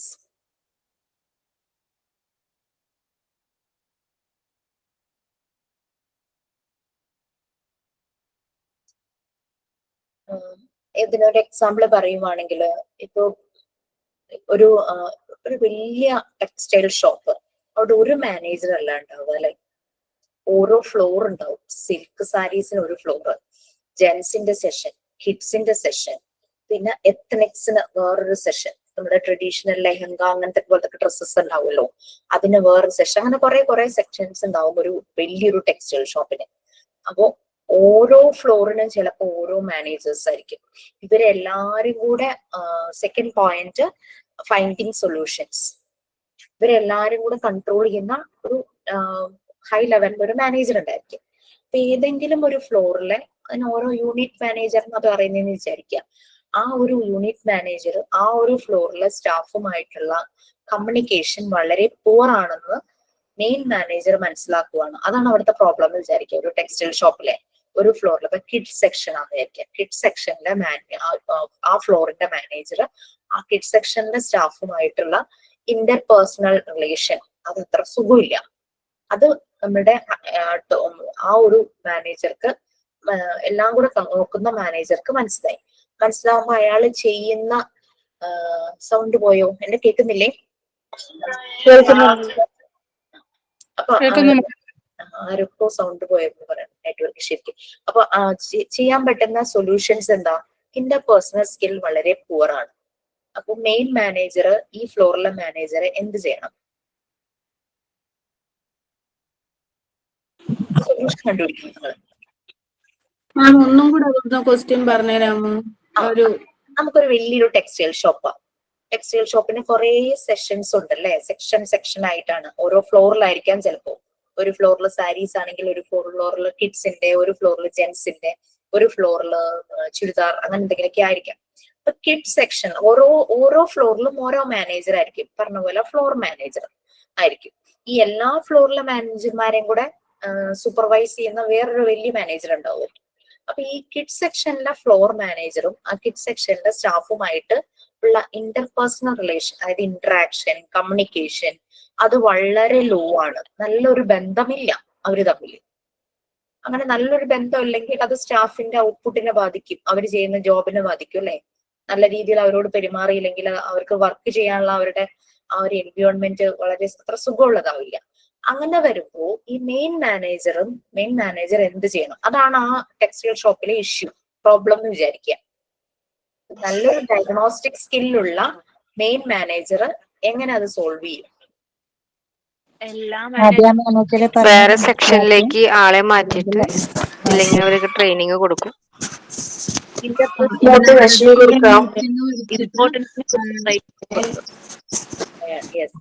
ആ ഫ്ലോർ മാനേജറിനോട് സംസാരിക്കാം, അതുപോലെ സ്റ്റാഫിനോടും മെയിൻ മാനേജർക്ക് സംസാരിച്ച് നല്ലൊരു റിലേഷൻഷിപ്പ് മെയിൻറ്റെയിൻ ചെയ്യാൻ പറ്റും. ആളെ നല്ലപോലെ മനസ്സിലാക്കുക, അതെ, ട്രെയിൻ ചെയ്യുകയോ ട്രാൻസ്ഫർ ചെയ്യുകയോ ചെയ്യാം. ആ ഒരു രീതിയിൽ നല്ലൊരു ട്രെയിനിങ് കൊടുക്കാം അല്ലെ. പെട്ടെന്ന് തന്നെ അയാളെ ഫയർ ചെയ്യുകയോ ട്രാൻസ്ഫർ ചെയ്യുന്നതിനേക്കാൾ നല്ലൊരു ട്രെയിനിങ് പ്രൊവൈഡ് ചെയ്യാം. അല്ലെങ്കിൽ ട്രെയിനിങ്ങിന് വേണ്ടി ഇട്ടിട്ട് വേറൊരാളെ കൊണ്ടുവരും. പിന്നെ അങ്ങനെ എന്തെങ്കിലും നല്ലൊരു ഓപ്ഷൻസ്, എല്ലാവർക്കും ഫേവറബിൾ ആവുന്ന ഒരു ഓപ്ഷൻ എടുക്കാനായിട്ട് നല്ലൊരു സൊല്യൂഷൻ കണ്ടുപിടിച്ച് അത് ഉപയോഗിക്കാം. ഓക്കെ മാം, ഇപ്പൊ മിക്ക സ്കൂളുകളിലും ഉണ്ട് ഇടയ്ക്കിട്ട് ടീച്ചർമാർ തമ്മിലുള്ള ഒരു മീറ്റിംഗ് പോലെ അങ്ങനെ വെച്ചിട്ട് അവർക്ക് ഒരു മിങ്കിൾ ചെയ്യാൻ പറ്റുന്ന രീതിയിലുള്ള ഒരു ട്രെയിനിങ് കൊടുക്കുന്നുണ്ട്. അപ്പൊ അതേപോലെ ടെക്സ്റ്റൈൽസിലും അതുപോലെ കൊടുക്കുവാണെങ്കിൽ കുറച്ചും കൂടി നല്ലൊരു പേഴ്സണൽ റിലേഷൻഷിപ്പ് ഉണ്ടാവും സ്റ്റാഫ്സ് തമ്മിൽ. ടെക്സ്റ്റൈൽസിൽ എൻ്റെ ഒരു ചേച്ചി വർക്ക് ചെയ്യുന്നുണ്ട് കേട്ടോ, ഒരു റിലേഷനില്. അവർക്ക് ഇതേമാതിരി ഒരുപാട് വലിയ ടെക്സ്റ്റൈൽസാ, ഭയങ്കര കണക്ഷനാണ് അവരുടെ ഓണർമാരായിട്ടും അതേമാതിരി ഫ്ലോർ മാനേജേഴ്സിനായിട്ടും. അവര് ന്യൂ ഇയർ വരുമ്പോഴും ഓരോ ഫങ്ഷൻസ് വരുമ്പോഴും പരിപാടികളും ആയിട്ട് ഭയങ്കര ഇഷ്ടമാണ് അവർക്ക് പോവാനും വർക്ക് ചെയ്യാനൊക്കെ. നല്ല നല്ല അടിപൊളിയായിട്ട് നല്ല ഗിഫ്റ്റും കാര്യങ്ങളും എല്ലാം കൊടുക്കും. നല്ല ഇഷ്ടമാണ്, അത് പറയാറുണ്ട് എപ്പോഴും. ആയിട്ട് ചെയ്ത പ്രോബ്ലം സോൾവ് ചെയ്യാൻ സ്ഥിതി. ഓക്കെ, നമുക്ക് നമ്മളുടെ ഇൻസ്റ്റിറ്റ്യൂട്ടിലും ഇതുപോലെ ഓണം സെലിബ്രേഷൻ, ക്രിസ്മസ് സെലിബ്രേഷൻ, വിഷുവിന് സെലിബ്രേഷൻ അങ്ങനെയൊക്കെ ഉണ്ടാവാറുണ്ട് കേട്ടോ. ഞങ്ങൾക്ക് ക്രിസ്മസ് സെലിബ്രേഷന് ഞങ്ങൾക്ക് സാറും മാമും, 2 സാറുമാര്, ജയദേവ് സാറും സിൻഡ സാറും മാമും ഒക്കെ ചേർന്ന് ഞങ്ങൾക്ക് നല്ലൊരു കേക്കും പ്ലം കേക്കും സ്മാർട്ട് ശ്രീയുടെ ഒരു ഡയറി ഒക്കെ തന്നു. സോ നല്ല ഫുഡൊക്കെ ആയിരുന്നു. നമ്മളിവിടെ ഫ്ലാറ്റിലും എല്ലാം ചെയ്യാറുണ്ട് മാം. അതാണ് ഭയങ്കര പരിപാടികളാ ഇവിടെ. ഒരു സെലിബ്രേഷൻ നമ്മളുടെ ഒക്കെ മൂഡ് മാറ്റും അല്ലെ, ഒരു ഹാപ്പിനെസ്, ഒരു ഭയങ്കര ഹാപ്പിനെസ്, യൂണിറ്റി ഒക്കെ, അതുപോലെ ലവ്, അങ്ങനത്തെ തങ്ങളിലെല്ലാം തമ്മിൽ ഭയങ്കര എൻജോയ്മെന്റും അതിനേക്കാളും ആണ് മെന്റൽ ഡെവലപ്മെന്റ്. അതെ അതെ. ഓൺലൈനായിട്ട് നിങ്ങൾ ന്യൂ ഇയർ സെലിബ്രേഷൻ MT8 ചെയ്തോ? ഞങ്ങൾ ഓൺലൈനായിട്ട് ക്രിസ്മസ് സെലിബ്രേഷനാ ചെയ്തത്. ക്രിസ്മസ് ഫ്രണ്ട് ഒക്കെ ഇട്ട് ഞങ്ങൾ കൊറിയർ ചെയ്ത് പരസ്പരം ഗിഫ്റ്റ് കൈമാറി വളരെ ഭയങ്കര ഒരു ബോണ്ടിങ് ഞങ്ങൾ ക്രിയേറ്റ് ചെയ്തു. ഞങ്ങൾക്ക് നേരിട്ട് കാണാനൊരു ഓപ്പർച്യൂണിറ്റി ഞങ്ങൾ ജയദേവ് സാറിനോട് ചോദിച്ചിട്ടുണ്ട്. അത്ര നമ്മളിപ്പോ ഭയങ്കര കാണുന്നില്ലെന്നേ ഉള്ളൂ, പക്ഷെ മനസ്സുകൊണ്ട് എല്ലാരും കണക്റ്റഡ് ആണ്. സത്യം, എല്ലാരും ഉണ്ട് ഞങ്ങൾക്ക്. നല്ല ഭയങ്കര ഹാപ്പിയാണ്. MT5 ചെയ്തു എന്ന് പറയണ്ടായിരുന്നു. ഞങ്ങളും ചെയ്തിട്ടുണ്ടായിരുന്നു ടീച്ചറെ. ആഘോഷങ്ങളൊന്നും വേണ്ടാന്ന് വെക്കരുത്. ഓഗസ്റ്റ് 6 ബാച്ചും ചെയ്തിട്ടുണ്ട്. Very good. ഗിഫ്റ്റ് ഒക്കെ കൊറിയർ അയച്ചു ma'am. Okay good. Next leadership skill ആണ് വരുന്നത്. അവിടെയാണ് ടീച്ചർ അതിൽ മൂന്നാമത്തെ പോയിന്റ് എന്താ പറഞ്ഞത് ഒന്നുകൂടി പറയോ? എനിക്ക് അപ്പൊ ക്ലിയർ ഉണ്ടായിരുന്നില്ല, നെറ്റ് ഇഷ്യൂ ഉണ്ടായിരുന്നു. ഓപ്പർച്യൂണിറ്റീസ് യൂസ് ചെയ്യുക. നമ്മൾ കിട്ടുന്ന ഓപ്പർച്യൂണിറ്റീസ് എല്ലാം maximum taking advantage of opportunities.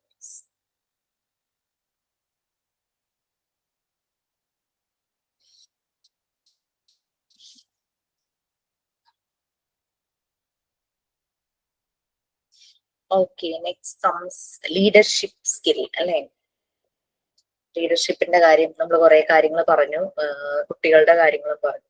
അവിടെ ഒരു ലീഡർഷിപ്പ് എന്ന് പറഞ്ഞു കഴിഞ്ഞാല് അവർക്കൊരു ഫീല് വരുന്നു, ഞങ്ങളെ കൺട്രോൾ ചെയ്യുന്ന ബോസ്, ഭയങ്കര ബോസ് കളിക്കുന്നു, അങ്ങനെ ഒരു ഫീല് തോന്നരുത്. ആക്സെപ്റ്റബിൾ ആയിട്ട് ഫീൽ ചെയ്യണം, അപ്രോച്ചബിൾ ആയിരിക്കണം ആ ലീഡർ. എല്ലാരാലും ആക്സെപ്റ്റബിൾ, അല്ലാണ്ട് അയാൾ ഞങ്ങളുടെ ലീഡർ ഒരു ഇതിൽ അങ്ങനെ പറയുന്ന രീതിയിലാവരുത്. ഒരു മാനേജറുടെ ലീഡർഷിപ്പ് സ്കിൽ എന്ന് പറയുന്നത് റിലേഷൻഷിപ്പ് അവിടെ ബിൽഡ് ചെയ്തിരിക്കണം. പിന്നെ ക്രിയേറ്റിവിറ്റി ഉള്ള ഒരാളായിരിക്കണം. Finding the solution, identify the problem, finding the solution, അതാണ് സോൾവ് ദ പ്രോബ്ലം എന്നുള്ളതിൽ വരുന്നത്. പിന്നെ ടേക്കിംഗ് അഡ്വാൻറ്റേജ് ഓഫ് ഓപ്പർച്യൂണിറ്റീസ്, അതാണ് നമ്മൾ ഡയഗ്നോസ്റ്റിക് സ്കില്ലിൽ പറഞ്ഞത്. ലീഡ് ചെയ്യണം, അവരെ ഗൈഡ് ചെയ്യാനായിട്ട് പറ്റണം.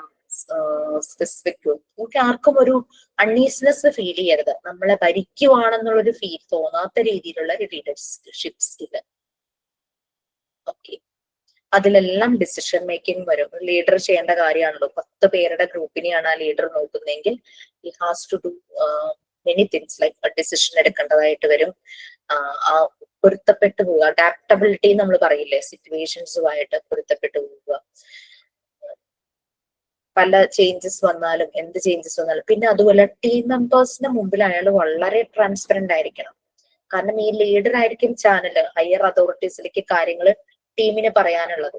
ഓക്കെ, അപ്പൊ ട്രാൻസ്പെറന്റ് ആയിരിക്കണം. അതായത് ഇവിടെ ഒന്ന് പറഞ്ഞു, അവിടെ പോയി വേറെ ഒന്ന് പറഞ്ഞു, ആ ഒരു രീതിയിലാകരുത്. ഒരു ട്രാൻസ്പെറൻസി വേണം, ഒരു സിൻസിയർ ആയിട്ടുള്ള ഒരാള്. ഓക്കെ, ഇച്ചിരി സ്ലോ ആയി പോവാണല്ലേ. Next technical skill.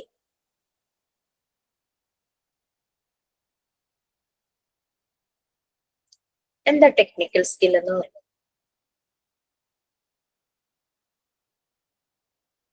എന്തായിരിക്കും? ടെക്നോളജിനെ കുറിച്ച് നല്ല അറിവുണ്ടായിരിക്കും. അപ്ഡേറ്റഡ് ആയിരിക്കണം ആള്. ഇവനൊരു കമ്പ്യൂട്ടർ യൂസ് ചെയ്യാൻ അറിഞ്ഞിരിക്കണം. സ്റ്റാഫ് താഴെ കമ്പ്യൂട്ടർ സിസ്റ്റം യൂസ് ചെയ്ത് അക്കൗണ്ട്സും കാര്യങ്ങളും എല്ലാം ചെയ്യുവാണെങ്കിൽ പോലും അതിനെ പറ്റിയുള്ള നല്ലൊരു ധാരണ ആൾക്കുണ്ടായിരിക്കണം. ഡിജിറ്റൽ ലിറ്ററസി അല്ലെ, അതുണ്ടാവണം. എല്ലാ ഇതിനെ പറ്റിയും കമ്പ്യൂട്ടറിനെ കുറിച്ചും MS ഓഫീസ് അല്ലെങ്കിൽ അത് പല ടൂൾസ് എല്ലാം യൂസ് ചെയ്യുമല്ലോ. അപ്പൊ പ്രസന്റേഷൻ ചെയ്യണം, പവർ പോയിന്റ്, സാങ്കേതിക വിവരമുള്ളത്. അങ്ങനെ എന്ത് തന്നെയാണ് ചെയ്യുന്നത്, താഴെയുള്ള സ്റ്റാഫ് ആണെങ്കിൽ പോലും അതിനെപ്പറ്റി നല്ല അറിവുള്ളവരായിരിക്കണം ഈ ഒരു മാനേജർ. ഏതെങ്കിലും ടൈമിൽ ആൾക്കത് പ്രിപ്പയർ ചെയ്യേണ്ടതുണ്ടോ, ആളത് ചെയ്തിരിക്കണം. സോഷ്യൽ മീഡിയയെ കുറിച്ച് അറിയണം, അങ്ങനെ പല കാര്യങ്ങളും. അങ്ങനെ ടെക്നിക്കലി ആൾക്കെല്ലാം ഒരു നോളജ്, അതിനെപ്പറ്റി അപ്ഡേറ്റഡ് ആയിരിക്കണം. അതാണ് ടെക്നിക്കൽ സ്കിൽ.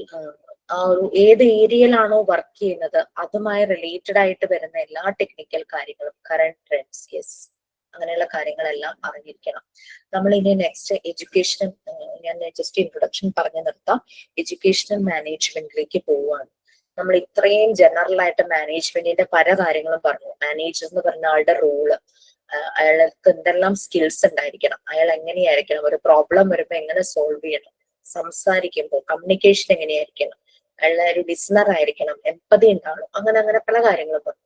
ഇനി ഇതെല്ലാം നമ്മൾ എഡ്യൂക്കേഷണൽ മാനേജ്മെന്റ് സെറ്റിംഗ്സിലേക്ക് പോകുമ്പോൾ നിങ്ങൾക്ക് ഓൾറെഡി ഇതുപോലെ തന്നെ പല പല കാര്യങ്ങൾ ഉണ്ടായിരുന്നു. അതായത് നമുക്കൊരു പാർട്ട് 2 മൊഡ്യൂൾ 1 പാർട്ട് 2 നമുക്ക് സൈക്കോളജി നമ്മൾ ജനറലി പഠിക്കുന്നുണ്ട്. ഈ സൈക്കോളജി എഡ്യൂക്കേഷണൽ സെറ്റിംഗ്സിലേക്ക് വരുമ്പോൾ അത് വളരെ പോസിറ്റീവായിട്ട് വരുന്ന ഒരു അപ്ലൈഡ് സയൻസ് ആണ്. കുട്ടികളുടെ ബിഹേവിയർ പഠിക്കുക, അതാണ് എഡ്യൂക്കേഷണൽ സെറ്റിംഗ്സിൽ സൈക്കോളജിയുടെ ഇമ്പോർട്ടൻസ്. അതുപോലെ തന്നെ എഡ്യൂക്കേഷൻ എന്ന് പറഞ്ഞു കഴിഞ്ഞാൽ നമുക്കറിയാം എന്താണ്, അവിടെ കുറെ ലേണിംഗ് എക്സ്പീരിയൻസസ് നടക്കുക. അവിടെ പഠിക്കുന്ന ആളുണ്ട്, പഠിപ്പിക്കുന്ന ആളുണ്ട്, അല്ലെ? ലേണർ ഉണ്ട്, ട്രെയിനർ ഉണ്ട്. ടീച്ചർ എന്നുള്ള വേർഡ് യൂസ് ചെയ്യുന്നില്ല, ട്രെയിനർ.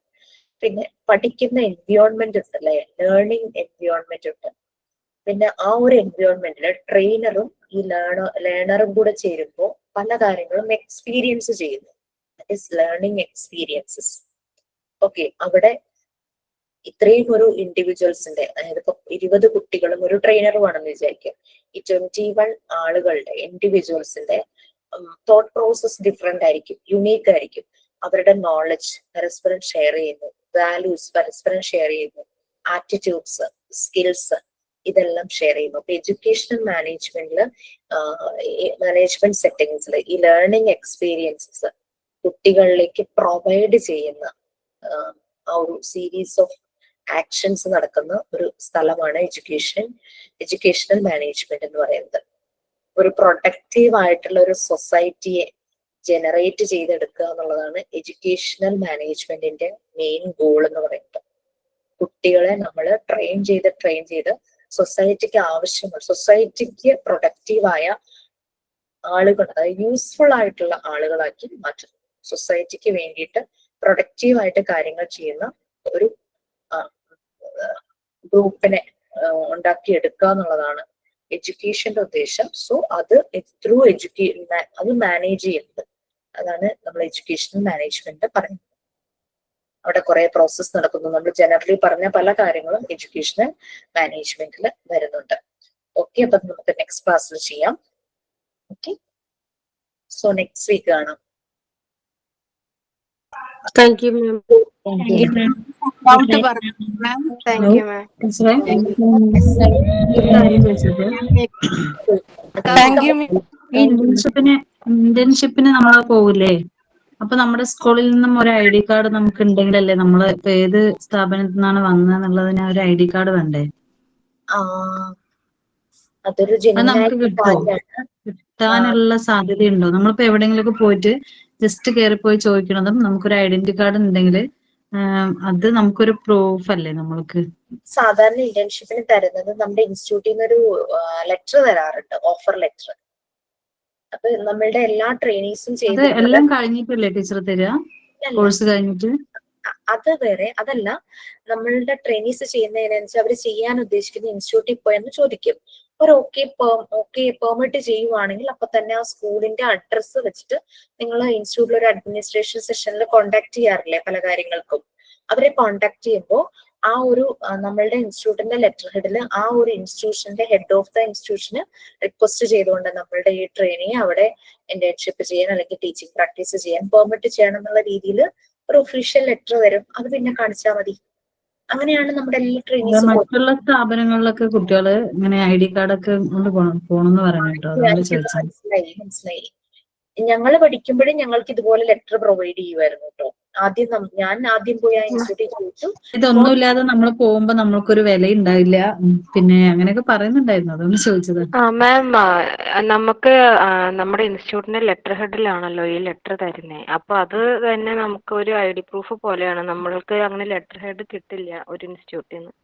അപ്പൊ ആ ലെറ്റർ ഹെഡ് ഉള്ള കാരണം അത് കൊടുത്താൽ തന്നെ നമുക്കൊരു ID കാർഡിന് ഈക്വലിറ്റി ആയിട്ട് കാണിക്കാം. നിങ്ങൾ വേണമെങ്കിൽ ഈ ഒരു റിക്വസ്റ്റ് ഒന്ന് പറയൂ. ID കാർഡ് ഒരു ID കാർഡ് തരികയാണെങ്കിൽ നമുക്ക് സെൻഡ് ചെയ്ത് തരികയാണെങ്കിൽ നമുക്ക് അതിന് വേണമെങ്കിൽ പേ ചെയ്യായിരുന്നു, എന്നാലും കുഴപ്പമില്ലായിരുന്നു.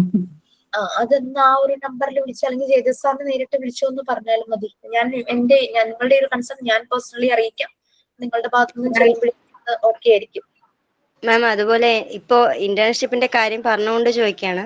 ഞാൻ ഓൾറെഡി TTC കഴിഞ്ഞ ഒരാളാണ്. ഇപ്പൊ 2 വർഷമായിട്ട് ഒരു സ്കൂളിൽ വർക്ക് ചെയ്യുന്നുണ്ട്. പക്ഷെ ഞാൻ അവിടെ പോയപ്പോൾ മോണ്ടിസറി കുറച്ചുകൂടെ എനിക്കിതായി തോന്നിയതുകൊണ്ടാണ് ഞാൻ മോണ്ടിസറി ഓൺലൈനായിട്ട് ചെയ്യുന്നത്. അപ്പൊ അങ്ങനെയാണെങ്കിൽ ഞാൻ ഇന്റേൺഷിപ്പ് ചെയ്തതിന്റെ സർട്ടിഫിക്കറ്റ് വെക്കേണ്ട കാര്യമുണ്ടോ, അതോ എക്സ്പീരിയൻസ് സർട്ടിഫിക്കറ്റ് കൊടുത്താൽ മതിയോ ഇനി വേറെ ഏതെങ്കിലും സ്കൂളിൽ പോവാണെങ്കിൽ? ഈ സ്കൂളിൽ വർക്ക് ചെയ്യുന്നുണ്ടോ? ഇപ്പോഴും വർക്ക് ചെയ്യുവാണോ? ഇപ്പോഴും ഞാൻ വർക്കിംഗ് ആണ്. ഞാൻ അതുകൊണ്ടാണ് മോർണിംഗ് ഉള്ള ഓൺലൈൻ ക്ലാസ്സസ് ഒന്നും എനിക്ക് അറ്റൻഡ് ചെയ്യാൻ പറ്റാത്തത്. ഞാൻ ഇപ്പൊ ഈ 1 വീക്ക് ആയിട്ട് മാത്രമാണ് ഈ ക്ലാസ് അറ്റൻഡ് ചെയ്യണം. അപ്പൊ എനിക്ക് ഈ ഡൗട്ട്സ് ഒന്നും മുമ്പും ക്ലിയർ ചെയ്യാൻ പറ്റിയിട്ടില്ല. ഞാൻ പൊതുവെ പറഞ്ഞിട്ടുണ്ട്, അങ്ങനെ ഓൾറെഡി ടീച്ചറായിട്ട് വർക്ക് ചെയ്യുന്നവർ അവിടെ ഒരു 10 days കാണിച്ചിട്ട് നിങ്ങളുടെ ഒരു റിപ്പോർട്ട് സബ്മിറ്റ് ചെയ്യുകയോ അങ്ങനെ ചെയ്താൽ മതി. കാരണം നമ്മളുടെ പ്രാക്ടിക്കൽ സെഷനിൽ വരുന്നതാണ് ഈ ഒരു ടീച്ചിങ് പ്രാക്ടീസ് അല്ലെങ്കിൽ ഇന്റേൺഷിപ്പ് എന്ന് പറയുന്നത്. അതിന്റെ ഒരു ക്ലാരിഫിക്കേഷൻ തരാൻ സാറിനോട് പറയാം. അത് മതിയാവും. കാരണം വർക്ക് ചെയ്യുന്നവർ വേറൊരു സ്കൂളിൽ പോയിട്ട് ടീച്ചിങ് പ്രാക്ടീസ് ചെയ്യേണ്ട ആവശ്യമില്ലല്ലോ. അത് ആവശ്യമില്ല. ഇപ്പൊ ഞാൻ ഓൾറെഡി അവിടെ വർക്കിംഗ് ആണ്. ക്രാഫ്റ്റ് എടുക്കുന്നുണ്ട്. പിന്നെ 4th സ്റ്റാൻഡേർഡ് വരെ ഇംഗ്ലീഷ് ഹാൻഡിൽ ചെയ്യുന്നുണ്ട്. അപ്പോൾ അങ്ങനെയാണെങ്കിൽ പിന്നെ എനിക്ക് അവിടെ ഇന്റേൺഷിപ്പിന്റെ സർട്ടിഫിക്കറ്റിന്റെ ആവശ്യം ഉണ്ടോ എന്നൊരു ഡൗട്ട് എനിക്ക് മുമ്പും ഉണ്ടായിരുന്നു. അപ്പൊ ഞാൻ 10 days വെക്കണം അല്ലേ ടീച്ചർ? 10 days 15 days ഒന്ന് കാണിച്ചാൽ മതി. അവിടുത്തെ ഹെഡ് ഓഫ് ദി ഇൻസ്റ്റിറ്റ്യൂഷൻ അതൊന്ന് ഇനീഷ്യൽ ചെയ്ത് തരുമല്ലോ. ഇൻസ്റ്റിറ്റ്യൂട്ട് ഫോമാറ്റ് എന്തോ നിങ്ങൾക്ക് തരുന്നുണ്ട്, ഗ്രേഡിംഗ് ഷീറ്റ് പോലെ അങ്ങനെ എന്തോ. ഒന്ന് കോൺടാക്ട് ചെയ്യും അഡ്മിനിസ്ട്രേഷൻ സെഷൻ. നമ്മള് എത്ര ദിവസമാണ് ഇങ്ങനെ പോകേണ്ടത്? 1 മാസം പോകേണ്ടി വരുമോ? സാർ എന്താ നിങ്ങളോട് പറഞ്ഞത്? 1 month 2 month അങ്ങനെ എന്തോ പറഞ്ഞിട്ടുണ്ടോ? ഇല്ല, അങ്ങനെ പറഞ്ഞതായിട്ട് എനിക്ക് ഓർമ്മയില്ല. എന്താണ് മാം പറഞ്ഞത്? 3 മാസം മാക്സിമം പോകാനാണ് പറഞ്ഞത്. ഒരു എക്സ്പീരിയൻസിന് നല്ലതാണ്. ഒരു സെയിം സ്കൂളിലാണോ ടീച്ചറെ പോകേണ്ടത്, അതോ വേറെ വേറെ സ്കൂളിൽ ട്രൈ ചെയ്യണം? ഒരാൾ മനസ്സിലായി. 22 ഡേയ്സിനാണ് തന്നിട്ടുള്ളത് ഈ ട്രെയിനിങ്ങിന് പോയവർക്ക്. 22 days വർക്കിംഗ് ഡേ മാത്രം. ഓക്കെ. സാറ്റർഡേ സൺഡേ ഹോളിഡേ ഒഴിച്ചിട്ടുള്ള 22 വർക്കിംഗ് ഡേയ്സ്. ഞങ്ങൾക്കൊക്കെ 10 to 15 days മതിയായിരുന്നു. ബട്ട് നിങ്ങളെ സംബന്ധിച്ച് ഓൺലൈൻ ആണല്ലോ. അപ്പൊ ഈ ഞങ്ങൾക്ക് ആ 10 to 15 days പറഞ്ഞ എന്താന്ന് വെച്ചാൽ ഞങ്ങൾക്ക് അത്രയും ദിവസം ക്ലാസ് ഇല്ലായിരുന്നു. അപ്പൊ എന്താന്ന് വെച്ചാൽ കറക്റ്റ് ആ ഡേയിൽ തന്നെ ഞങ്ങൾ പോയിരിക്കാം. 10 പേരുണ്ടെങ്കിൽ 10 പേരും സെയിം ഡേയ്സിൽ തന്നെയാണ് ടീച്ചിങ് പ്രാക്ടീസിന് പോകുന്നത്. അപ്പൊ നിങ്ങളെ സംബന്ധിച്ച് നിങ്ങളുടെ കൺവീനിയൻസ് അനുസരിച്ച് നിങ്ങൾ തന്നെ ടൈം ഷെഡ്യൂൾ ചെയ്തെടുക്കല്ലേ. അതുകൊണ്ടാണ് ഞങ്ങൾക്ക് 10 to 15 days എന്ന് പറഞ്ഞത്. കാരണം എന്താന്ന് വെച്ചാൽ ആ അത്രയും ദിവസം 15 days നിങ്ങൾക്ക് ക്ലാസ് ഇല്ല. അതായത് ആ 15 days ഇപ്പൊ January 1st തുടങ്ങി ഉള്ള 15 വർക്കിംഗ് ഡേയ്സ് എന്ന് പറഞ്ഞു കഴിഞ്ഞാൽ 15 വർക്കിംഗ് ഡേയ്സ് ഞങ്ങളുടെ ഇൻസ്റ്റിറ്റ്യൂട്ടിൽ ക്ലാസ് ഇല്ല. പക്ഷെ all the trainees are they have to be ready for doing the teaching practice in that days itself. ആ ദിവസത്തിൽ തന്നെ പോകണം. ഇതിപ്പോ ഓരോ ബാച്ചിലുള്ളവരും പല പല സമയങ്ങളിലല്ലേ പോയിരിക്കുന്നത്. അപ്പൊ അതുകൊണ്ട് നമുക്ക് അങ്ങനെ ഒരു ഓപ്ഷൻ വെക്കാൻ പറ്റില്ല. അതുകൊണ്ടാണ് സാറ് പറഞ്ഞത് 3 months 1 month ഒക്കെ നിങ്ങൾക്ക് ചെയ്യാൻ പറ്റുന്നത്. കാരണം പോയ പലരോടും കണ്ടിന്യൂ ചെയ്യാൻ പറഞ്ഞിട്ടുണ്ട് പല ഇൻസ്റ്റിറ്റ്യൂട്ടിലും. അങ്ങനെ 3 months ഒക്കെ ചെയ്യുന്നവരുണ്ട് നമ്മുടെ കൂടെ. So it's up to you. Okay, thank you teacher.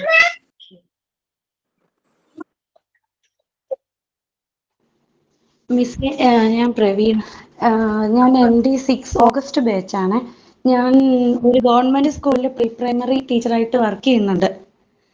അപ്പോൾ എനിക്ക് എന്ന് വെച്ചാൽ ഇപ്പോൾ തന്നെ ടീച്ചിങ് പ്രാക്ടീസിന് കൊടുക്കാൻ പറ്റുമോ? അതായത് അങ്ങനെ റിക്വസ്റ്റ് ചെയ്യാൻ പറ്റുമോ? ആ സ്കൂളിൽ തന്നെ ചെയ്യാനാണോ? ഗവൺമെന്റ് സ്കൂളാണ്. ഏത് ക്ലാസ്? ഇപ്പൊ പ്രീ പ്രൈമറി ആണ്. Pre primary LKG UKG. അപ്പോ ഇപ്പോഴിരിക്കുന്ന HM ആണെങ്കിൽ പ്രോബ്ലം ഇല്ലായിരുന്നു. പക്ഷെ ടീച്ചർ ഈ വർഷം റിട്ടയർമെന്റ് ആണ് മെയ്യില്. ഇനിയിപ്പോ എന്നുവെച്ചാ കോഴ്സ് ഇപ്പൊ കുറച്ചായല്ലേ ഉള്ളൂ. അപ്പൊ ഇനി അത് അടുത്ത അക്കാഡമിക് ഇയർ ആകുമ്പോ പുതിയ HM വരുമ്പോ ചിലപ്പോ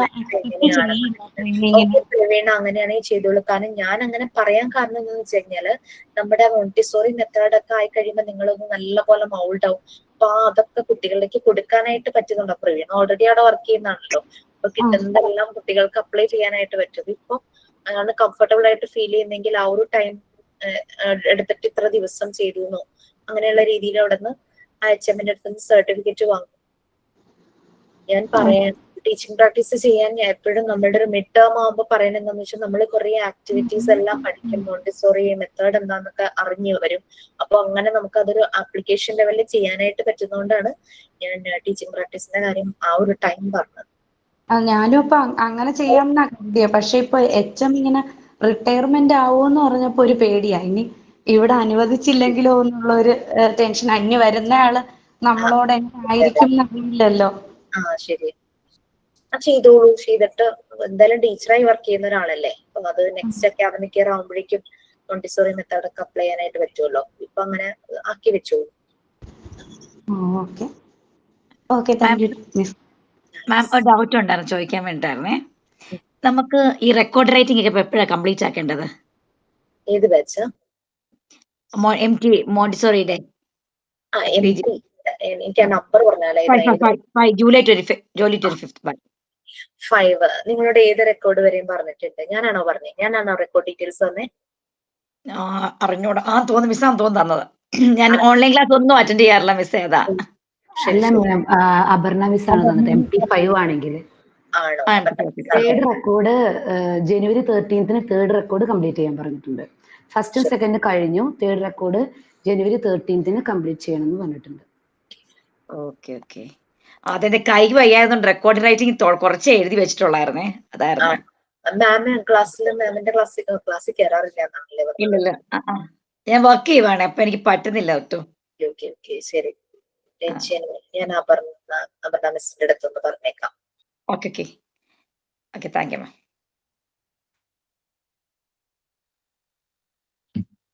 Okay, so anything else? മാമിന്റെ അടുത്ത് പറയാൻ സൈൻ ഔട്ട് പ്രിപ്പയർ ചെയ്ത് വെച്ചു. നേരത്തെ പറയാല്ലേ, വന്നോണ്ട് ഞാൻ കുറച്ചുപേരുണ്ട്, പറഞ്ഞോളൂ. പറയട്ടെ മാം. എന്റെ പേര് Tamannaah from Trivandrum. The future belongs to those who believe in the beauty of their dreams. Thank you so much, our dearest Ujisha ma'am, for your wonderful session today. And ma'am, all those experience you shared valued for us. We love you, ma'am. Love you so much. Love you all. Sign out by Tamanna Zeem. Thank you. Thank you, ma'am. Thank you മാം. നിറച്ചു വെച്ചിരിക്കുന്നു bundle of love. അത് എന്താ പറയാ, ton of love എന്ന് പറയുന്ന പോലെ കുറെ പേര് മിസ്സായി. Thank you ma'am. ഞങ്ങളെല്ലാവരുടെയും ഫേവറേറ്റ് ടീച്ചറാണ് ജിഷ മാം. എല്ലാവരുടെയും ഫേവറേറ്റ് ആണെന്ന് തോന്നുന്നു. നമ്മുടെ അതെ, ഇപ്പൊ MT8 അതെ. MT8 കേറിയിട്ടില്ല. അതെ, അല്ല മനസ്സ് കീഴടക്കാൻ ടീച്ചർക്ക് പറ്റിയിട്ടുണ്ട്. എല്ലാ ബാച്ചുകാരുടെയും ഫേവറേറ്റ് ആണ്. Thank you. അങ്ങനെ തന്നെ ആവട്ടെ, എന്റെ ജീവിതം അങ്ങനെ പോട്ടെ.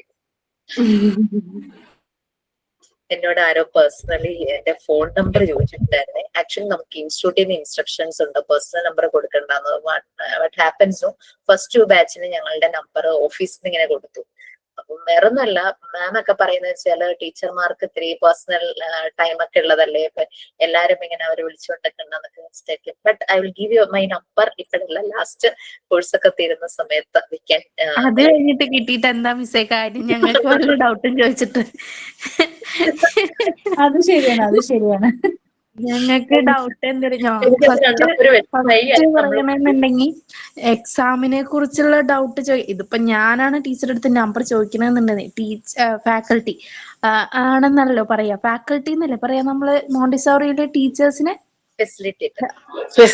അപ്പൊ ഞാൻ ഫാക്കൽറ്റി ടീച്ചറിനെ പറയാം. ടീച്ചറിനെ വിളിക്കുകയാണെന്നുണ്ടെന്നുണ്ടെങ്കിൽ മിസ്സേ എക്സാമിന് എന്തേലും പ്രശ്നം ഉണ്ടാവും, അതായത് എന്തൊക്കെ ക്വസ്റ്റ്യൻ ആയിരിക്കും വരിക, നമുക്ക് പ്രതീക്ഷിക്കാവുന്ന ക്വസ്റ്റ്യൻ ആണോ വരിക? ഇപ്പൊ തന്നെ തലയിൽ ഇങ്ങനെയുള്ള ക്വസ്റ്റ്യൻസ് ആണ് കേറുന്നത്. തലയിൽ, അതായത് ക്ലാസ് ശ്രദ്ധിക്കുന്നുണ്ടെന്നുണ്ടെങ്കിലും വേറൊരു മൈൻഡിൽ വന്നിട്ട് എക്സാം എന്താവോ ഈശ്വര. റെക്കോർഡ് ഒരു വഴിക്ക് പോകുന്നുണ്ട്, അസൈൻമെന്റ് ഒരു വഴിക്ക് പോകുന്നുണ്ട്, ABCD കട്ടിങ് ഒരു വഴിക്ക് പോകുന്നുണ്ട്, 1 2 3 ഒരു കട്ടിങ് ഒരു വഴിക്ക് പോകുന്നുണ്ട്, വീട്ടിലെ പണി ഒരു വഴിക്ക് പോകുന്നുണ്ട്. എന്തൊക്കെ ആവുമെന്നോ. അത് ശരിക്കും എക്സാം ഫസ്റ്റ് 2 ബാച്ചിന് മോഡ്യൂൾ 1 കഴിഞ്ഞപ്പോ ഒരു ടേം എക്സാം വന്നു. പക്ഷെ മോഡ്യൂൾ 1 എന്ന് പറഞ്ഞാൽ അത്രയും കണ്ടന്റ് ഉണ്ട്. അപ്പൊ അവർ ശരിക്കും ഒരു സ്ട്രെസ്സിലായി. പിന്നെ ഞാൻ ഇൻസ്റ്റിറ്റ്യൂട്ടിൽ പോയി ഞാൻ മാമുമായിട്ട് ഡിസ്കസ് ചെയ്തു, നമുക്ക് സബ്ജക്ട് വൈസ് ആക്കാം. അപ്പൊ അതിന് സ്പ്ലിറ്റ് ചെയ്ത് സബ്ജക്ട് ആക്കുമ്പോൾ നിങ്ങൾക്ക് ഭയങ്കര ഈസി ആയിരിക്കും. ഞങ്ങൾക്ക് 7 സബ്ജക്ട്സ് ആയിരുന്നു കേട്ടോ. ഞാൻ 6 എന്നുള്ള രീതിയിൽ ഏതൊക്കെയോ ക്ലാസ്സിൽ പറഞ്ഞു. അപ്പോൾ 700 മാർക്സ് ആയിരുന്നു. 100 മാർക്ക് വെച്ചിട്ട് പിന്നെ പ്രാക്ടിക്കൽസ് 5 സെഷനായിട്ടാണ് ഡിവൈഡ് ചെയ്തിരുന്നത്. അതിലൊന്ന് ടീച്ചിങ് പ്രാക്ടീസ് ആണ്. അങ്ങനെ 500. അപ്പൊ പി ജിക്കാർക്ക് ടോട്ടൽ മാർക്സ് 1200 അല്ലായിരുന്നു വന്നിരുന്നത്. ഡിപ്ലോമക്കാർക്ക് 5 തിയറി 5 പ്രാക്ടിക്കൽസ് 2 കൂട്ടർക്കും സെയിം തന്നെ. അപ്പൊ 1000-ലായിരുന്നു ഡിപ്ലോമക്കാർ. തിയറിയുടെ 500-ഉം പ്രാക്ടിക്കൽസിന്റെ 500-ഉം അങ്ങനെ 1000-ലാണ്. അപ്പൊ ആ രീതിയിൽ സബ്ജക്റ്റ് ആയിട്ട് സ്പ്രെഡ് ചെയ്യുമ്പോൾ നിങ്ങൾക്ക് ഭയങ്കര ഈസി ആയിരിക്കും എക്സാം. മറ്റേതൊരു മോഡ്യൂൾ പി ജി എക്സാമിന്റെ ഒരു ഇത് അല്ലെങ്കിൽ പി ജി എക്സാം ഒരു പോർഷനായിട്ടും ഞങ്ങളുടെ മോണ്ടിസോറി ഡിപ്ലോമ എക്സാം ഒരു പോർഷനായിട്ടും വെക്കുകയാണെന്നുണ്ടെങ്കിൽ കുറച്ച് ആശ്വാസമായിരുന്നു. ഒരു ഇതൊക്കെ തരും, ഗ്യാപ്പൊക്കെ തരില്ലേ എക്സാമിന് ഞങ്ങൾക്ക് പഠിക്കാനുള്ളത്? കാരണം നമ്മുടെ സാറും മാമും ഒക്കെ എന്ന് വെച്ചാൽ സ്റ്റുഡൻസിന്റെ ഒരു കൺവീനിയൻസ് കംഫർട്ടബിൾ വളരെ മുൻതൂക്കം കൊടുക്കുന്നവർ തന്നെയാണ്. അപ്പൊ മാമും പറഞ്ഞു ശരി അങ്ങനെ ആകുമ്പോ അവർക്ക് ഇത്രയും കണ്ടന്റ് ഒരുമിച്ച് എക്സാം എഴുതണ്ടല്ലോ. അപ്പൊ 2 ബാച്ച് ഓൾറെഡി അത് പ്രസന്റ് ചെയ്തു. അവർ ഇച്ചിരി സ്ട്രെസ്സിലായി പോയി എന്നുള്ളത്. അപ്പൊ അത് കാരണം സ്പ്ലിറ്റ് ചെയ്ത് സബ്ജക്ട്സ് ആക്കുക. സത്യം പറഞ്ഞാൽ സ്ട്രെസ് ഉണ്ട് മിസ്. എന്താന്ന് വെച്ച് പറഞ്ഞാൽ എന്റെ കാര്യമല്ല, എനിക്കിപ്പോ അത്ര വലിയ സ്ട്രെസ് ഇല്ലാന്ന് എനിക്കറിയാം. പക്ഷെ വേറൊരാളുടെ അല്ല, ഇവിടുത്തെ പി ജി ഗ്രൂപ്പ് ആയാലും മോണ്ടിസോറി ഗ്രൂപ്പ് ആയാലും അവര് ഇപ്പോ കല്യാണം കഴിഞ്ഞ് 2 കുട്ടികള് 3 കുട്ടികള് 4 കുട്ടികളുള്ള അമ്മമാരടക്കം ഉണ്ട്. അവരെയൊക്കെ മാനേജ് ചെയ്ത് അവർക്ക് ഫുഡ് കൊടുത്ത് ഈ ക്ലാസ് അറ്റൻഡ് ചെയ്ത് പിന്നെ ക്ലാസ്സിലെ ഓരോന്നും നോട്ട് എഴുതിയെടുത്ത് ഓരോന്ന് ഉണ്ടാക്കലും ഉള്ള കാര്യങ്ങളെല്ലാം കഴിഞ്ഞ് വരുമ്പോ അവരെന്തായാലും ഭയങ്കര സ്ട്രെസ് ആണ്. ഞാൻ അവർക്ക് വേണ്ടി സംസാരിച്ചതാണ്. എന്താന്ന് വെച്ച് പറഞ്ഞാൽ അത്രയും പ്രോബ്ലം വരില്ലേ. നമ്മുടെ ഒരു മോണ്ടിസോറി ട്രെയിനിങ് കോഴ്സ് ഡിസ്കണ്ടിന്യൂ ചെയ്തു. 5 മക്കളാ, ഹസ്ബൻഡിനും കൂടെ ചേർത്തിട്ട് 6. അപ്പൊ അത് കാരണം പുള്ളിക്കാരി എനിക്ക് ഫാമിലി നോക്കാൻ പറ്റുന്നില്ല എന്ന് പറഞ്ഞു എന്നോട് പറഞ്ഞു, പിന്നെ ഞാൻ നിർത്തുവാന്ന് പറഞ്ഞു. എനിക്ക് 4 കുട്ടികളുണ്ട്. ദിവ്യ എന്നെ ഉദ്ദേശിച്ചതാണെന്ന് എനിക്ക് തോന്നി. അയ്യോ, എനിക്ക് സഫിയക്ക് 4 കുട്ടികളുണ്ടെന്ന് എനിക്ക് അറിയില്ലായിരുന്നു. സോറി. കുട്ടികളെ കൊണ്ട് നമ്മുടെ കുറെ വർക്ക് ചെയ്യിപ്പിക്കാം, പണി കൊടുക്കുക, അതാണ് നമ്മുടെ ഉദ്ദേശം. ദിവ്യ പറഞ്ഞത് ഭയങ്കര ശരിയാണ്. കാര്യം ഈ പറഞ്ഞ ക്ലാസ് സ്കൂളിൽ വർക്ക് ചെയ്യുന്ന അവർക്ക് പറഞ്ഞ പോലെ എല്ലാം ആക്ടിവിറ്റീസ് ബേസ്ഡ് ആണ് വരുന്നത്. അപ്പം നമുക്ക് ഭയങ്കര സ്ട്രെസ്സാണ് എനിക്ക് കാരണം ഈ പറഞ്ഞ പോലെ ഓഫ്ലൈൻ ഞാൻ ഈ റെക്കോർഡ് ക്ലാസ്സുകൾക്കാണ് കയറുന്നത്. മൊത്തം പറഞ്ഞ റെക്കോർഡും അസൈൻമെന്റ്സും ഒക്കെ പെൻഡിങ് കിടക്കുക. അതാണ് ഞാൻ ഒന്നും മിണ്ടാതിരിക്കുന്നത്. ഇവരൊക്കെ പറഞ്ഞിട്ട് ഇവരൊക്കെ കുറെ റെക്കോർഡും എല്ലാം എഴുതി കഴിഞ്ഞിട്ടുണ്ടെന്ന് തോന്നുന്നു. ഞാനെന്ന് വെച്ചാൽ ഒരുപാട് ബാക്കിലാണ് എക്സാം. പിന്നെ സ്കൂളിലെ അത് ശരിക്കും ടൈം കിഡ്സിന്റെ സിലബസ് ആണ് ഫോളോ ചെയ്യുന്നത്. അപ്പം മൊത്തം ആക്ടിവിറ്റീസ് ആണ് അവിടെ ബേസ്ഡ് വരുന്നത്. ഇപ്പം സ്കൂളിൽ നിന്ന് വീട്ടിൽ വന്നാലും സ്കൂളിലെ തന്നെ കുറെ വർക്കുകൾ ഉണ്ടാവും, കട്ട് ചെയ്യാനും പിള്ളേരെ പഠിപ്പിക്കാനുള്ള പിറ്റേഴ്സ്. എന്നുവെച്ചാൽ മൊത്തം സ്ട്രെസ്സായിട്ട് എന്താ ചെയ്യേണ്ടതെന്ന് ഒരു പിടുത്തവും കിട്ടുന്നില്ല. ചേർന്ന് പോയി നിങ്ങൾക്ക് പറ്റുന്ന പോലെ കംഫർട്ടബിൾ ആയ കാര്യങ്ങൾ ചെയ്താൽ മതി. ഇനി ഫൈനലി ഒരു വൈവ വെക്കുമ്പോൾ ഇതെല്ലാം അതിലൊന്ന് കോമ്പൻസേറ്റ് ചെയ്താൽ മതി. അതാണ് നമുക്കത് പറയാൻ പറ്റില്ലല്ലോ, കാരണം ചെയ്യുന്നവര് ചെയ്യട്ടെ. MD6 ബാച്ച് ആണ്. അപ്പൊ ഏകദേശം ഞങ്ങൾക്ക് ഈ ലാസ്റ്റ് എക്സാം എന്നത്തേക്കാവും. അന്നത്തേക്കെങ്കിലും എനിക്ക് റെക്കോർഡ്സ് എല്ലാം കംപ്ലീറ്റ് ചെയ്യണം ആഗ്രഹം. പറയുമ്പോ ഏത് മന്തിലാ ജോയിൻ ചെയ്തത്? ഓഗസ്റ്റ് വരെ നമുക്ക് സമയമുണ്ട്. എന്നുവെച്ചാൽ ഡിസംബറിൽ വെക്കേഷൻ ടൈമിൽ ഞാൻ നാട്ടിൽ പോലും പോകാതെ കുറെയൊക്കെ ഇരുന്ന് കേൾക്കുമായിരുന്നു. എന്നാലും എനിക്ക് ഒരുപാട് പെൻഡിങ് കിടപ്പുണ്ട്. കാരണം മൊത്തം വട്ട പിടിച്ച പോലെ എനിക്ക് തോന്നുന്നു നമ്മുടെ ബാച്ചിലുള്ളവർക്ക് അങ്ങനെ ഒരു മ്യൂച്വൽ ഹെൽപ്പ് എല്ലാരും ചെയ്യുമായിരിക്കുമല്ലോ. ഗ്രൂപ്പിൽ നിങ്ങൾക്കൊരു പേഴ്സണൽ പ്ലാറ്റ്ഫോം ഇല്ലേ, അവിടെ ഒന്ന് ചോദിച്ചാൽ ഹെൽപ്പ് ചെയ്യുന്ന കുറച്ച് പേരുണ്ടാവില്ലേ? അതെ. ഞാനിപ്പോ ഈ അടുത്ത് ഈ PG ക്ലാസ് ഓൺലൈൻ ക്ലാസ്സിന് കയറാൻ തുടങ്ങിയ പിന്നെ ഞാൻ ആ ഗ്രൂപ്പിൽ പോലും ആഡായത്. കാര്യം ഉച്ചക്കത്തെ ക്ലാസ്സിൽ ഞാൻ കയറാറില്ല. നമ്മുടെ ഗ്രൂപ്പിൽ എല്ലാരും എന്ത് ഹെൽപ്പ് ചോദിച്ചാലും എല്ലാരും ഭയങ്കരമായിട്ട് ഹെൽപ്പ് ചെയ്യും. മെസ്സേജസ് ഞാൻ കാണാറുണ്ട്. അപ്പൊ അതിനകത്ത് ഈ മെസ്സേജ് വരുന്നത് ഈ പറഞ്ഞ പോലെ വരുന്നത് കാണുമ്പോ എനിക്ക് ടെൻഷൻ. ഇവരൊക്കെ ഒരുമാതിരി എല്ലാം ചെയ്തു പോയിട്ടുണ്ട്, നമ്മളീ ഇപ്പോഴും താഴെ കിടക്കുക. അത് കാരണം അതിന്റെ ഒരു ടെൻഷൻ. പറ്റുന്ന പോലെ ചെയ്തു വെക്കുക, കംഫർട്ടബിൾ ആയിട്ട്, സ്ട്രെസ്സിൽ ഉറങ്ങാതെ ഒന്നും അങ്ങനെയൊന്നും ചെയ്യണ്ട. ഞാൻ ആദ്യം തന്നെ തന്നത് എന്താന്ന് വെച്ച് കഴിഞ്ഞാൽ ഞങ്ങൾക്കൊക്കെ ലാസ്റ്റ് മിനിറ്റിലാണ് റെക്കോർഡ് എഴുതുക, അത് ചെയ്യാ ഇത് ചെയ്യാന്നൊക്കെ പറഞ്ഞ് ഞങ്ങൾ ആകെ ഭയങ്കര ഒരു ഹറിബറി ആയിപ്പോയി. അതുകൊണ്ടാണ് ഞാൻ ഇനീഷ്യലി തന്നെ ഓരോരോ റെക്കോർഡായിട്ട് തന്നു പോയത്. Last 4th record apparatus record പേടിക്കണ്ട, അത് ക്ലാസ് റൂമിൽ ഇരുന്ന് എഴുതുന്നത്. അപ്പൊ നിങ്ങൾക്ക് ആ ഒരു റെക്കോർഡിന്റെ പണി അങ്ങ് തീരും. Okay ma'am, thank U. രണ്ടാമത്തെ റെക്കോർഡ് റൈംസ് അല്ലേ ടീച്ചറെ? രണ്ടാമത്തെ റെക്കോർഡ് റൈംസ്. അത് ഞാൻ കൊടുക്കുന്ന ബാച്ചില് റൈംസ്, സ്റ്റോറീസ്, പിന്നെ kids and other puzzles, kids and other activity book എന്ന് പറഞ്ഞിട്ടുണ്ടല്ലോ. ഇത് 3ഉം കൂടെ ഒരുമിച്ച് കൊടുക്കും. വേറൊന്നുമല്ല, ഈ പറയുന്ന റൈം ചിലപ്പോൾ എഴുതിക്കൊണ്ടിരിക്കുമ്പോഴായിരിക്കും നമുക്കൊരു കഥയുടെ ത്രെഡ് മനസ്സിൽ വരുന്നത്. അപ്പൊ ഓടിപ്പോയി നിങ്ങൾക്ക് ആ സ്റ്റോറിയുടെ റെക്കോർഡ് എഴുതാലോ. അതുകൊണ്ട് അതിനൊരു ഓർഡർ കൊടുത്തിട്ടില്ല. ഏതാണോ നമുക്ക് ഐഡിയ കിട്ടുന്ന അത് പോയി എഴുതാം. ടീച്ചർ ഫുഡ് കഴിച്ചാ? ഇല്ല, ഇനി ഉണ്ടാക്കിയിട്ടുണ്ട് കഴിക്കാൻ. ഞങ്ങളെ സമ്മതിക്കണ്ടേ അല്ലേ? ഞാൻ സ്കൂളിൽ പോയിട്ട് വന്നപ്പോ 6:30 കഴിഞ്ഞു, 6:30 കഴിഞ്ഞു. പിന്നെ വന്ന മോന് ഭക്ഷണമൊക്കെ ഉണ്ടാക്കി കൊടുത്ത് കഴിഞ്ഞപ്പോഴേക്ക് നിങ്ങളുടെ ക്ലാസ്സിന്റെ ടൈമായി. 1/2 മണിക്കൂർ മതി. ഓക്കെ മാമിന് അസൈൻമെന്റ് എപ്പോഴാ സബ്മിറ്റ് ചെയ്യണ്ടേ? മാമിന്റെ അസൈൻമെന്റ്. എന്റെ അസൈൻമെന്റ് ആണോ? ഞാൻ സാധാരണ നിങ്ങളുടെ അടുത്താണ് ഡേറ്റ് ചോദിക്കാറ്. പക്ഷെ എന്നോട് കുറെ പേര് പറഞ്ഞു മാം ഒരു ഡേറ്റ് പറയുമെന്നല്ലേ, ഞങ്ങൾ വെക്കില്ല എന്നൊക്കെ പറഞ്ഞു. അപ്പൊ മിസ് പറയണത് നെക്സ്റ്റ് ക്ലാസ്സിന് മുമ്പെന്നല്ലേ? ഞാൻ ഇതുവരെ സബ്മിറ്റ് ചെയ്തിട്ടുണ്ടായില്ല. പിന്നെ അതൊന്ന് അസൈൻമെന്റ്. അസൈൻമെന്റ് ആണോ? PGD ആണോ? PGയുടെ. ഞാൻ തേഴ്സ്ഡേ വെനസ്ഡേയും കണ്ടിട്ടത്. അപ്പൊ നെക്സ്റ്റ് വീക്കെൻഡ് എപ്പോഴെങ്കിലും വെച്ചാൽ മതി, കുഴപ്പമൊന്നുമില്ല. അത്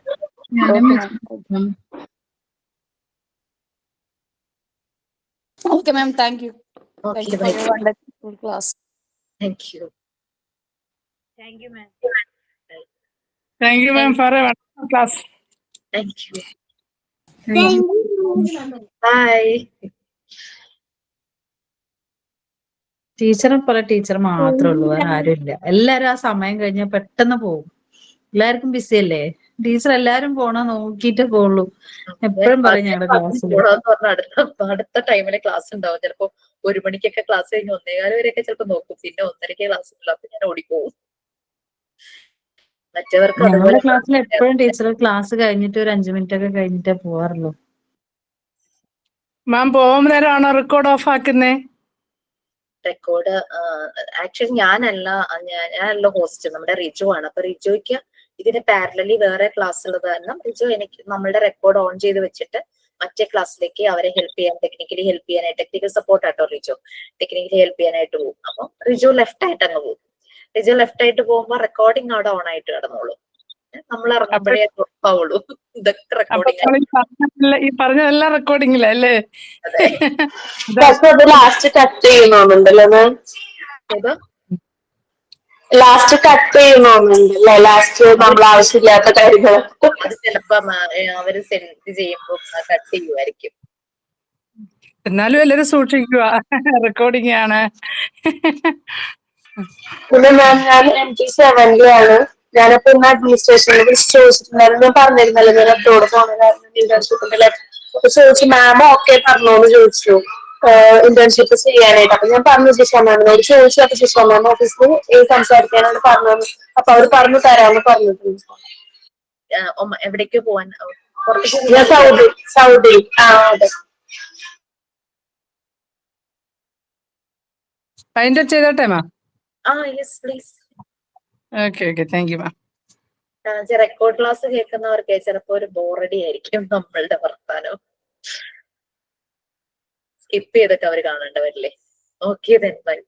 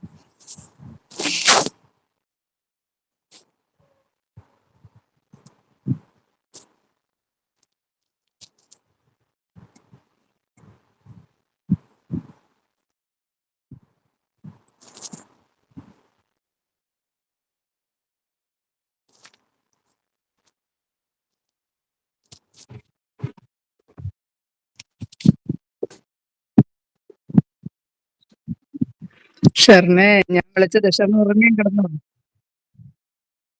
ഷെറിന് ഉറങ്ങാൻ കിടന്നോ? ഹലോ, കേൾക്കുന്നില്ല? ഷെറിൻ കേൾക്കുന്നില്ല? ഹലോ, കേൾക്കുന്നില്ലേ?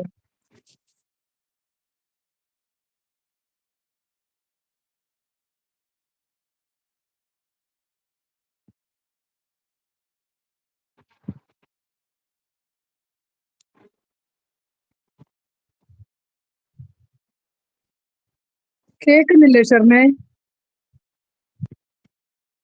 കേൾക്കുന്നില്ലയോ?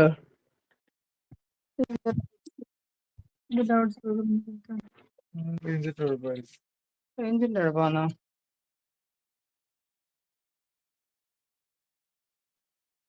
ഇങ്ങോട്ട് നമ്മള് അങ്ങോട്ട് വിളിച്ച് കേൾക്കുന്നു.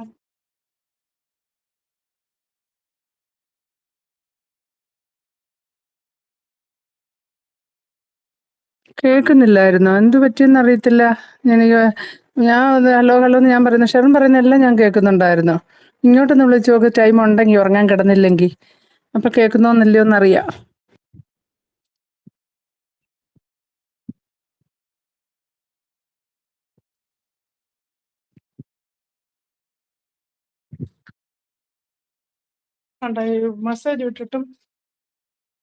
മെസ്സേജ് വിട്ടിട്ടും ഒന്നും പോയിട്ടില്ല. ഞാൻ റിക്കോ ക്ലാസ്സിന് കറക്റ്റ് ആക്കാൻ ഞാൻ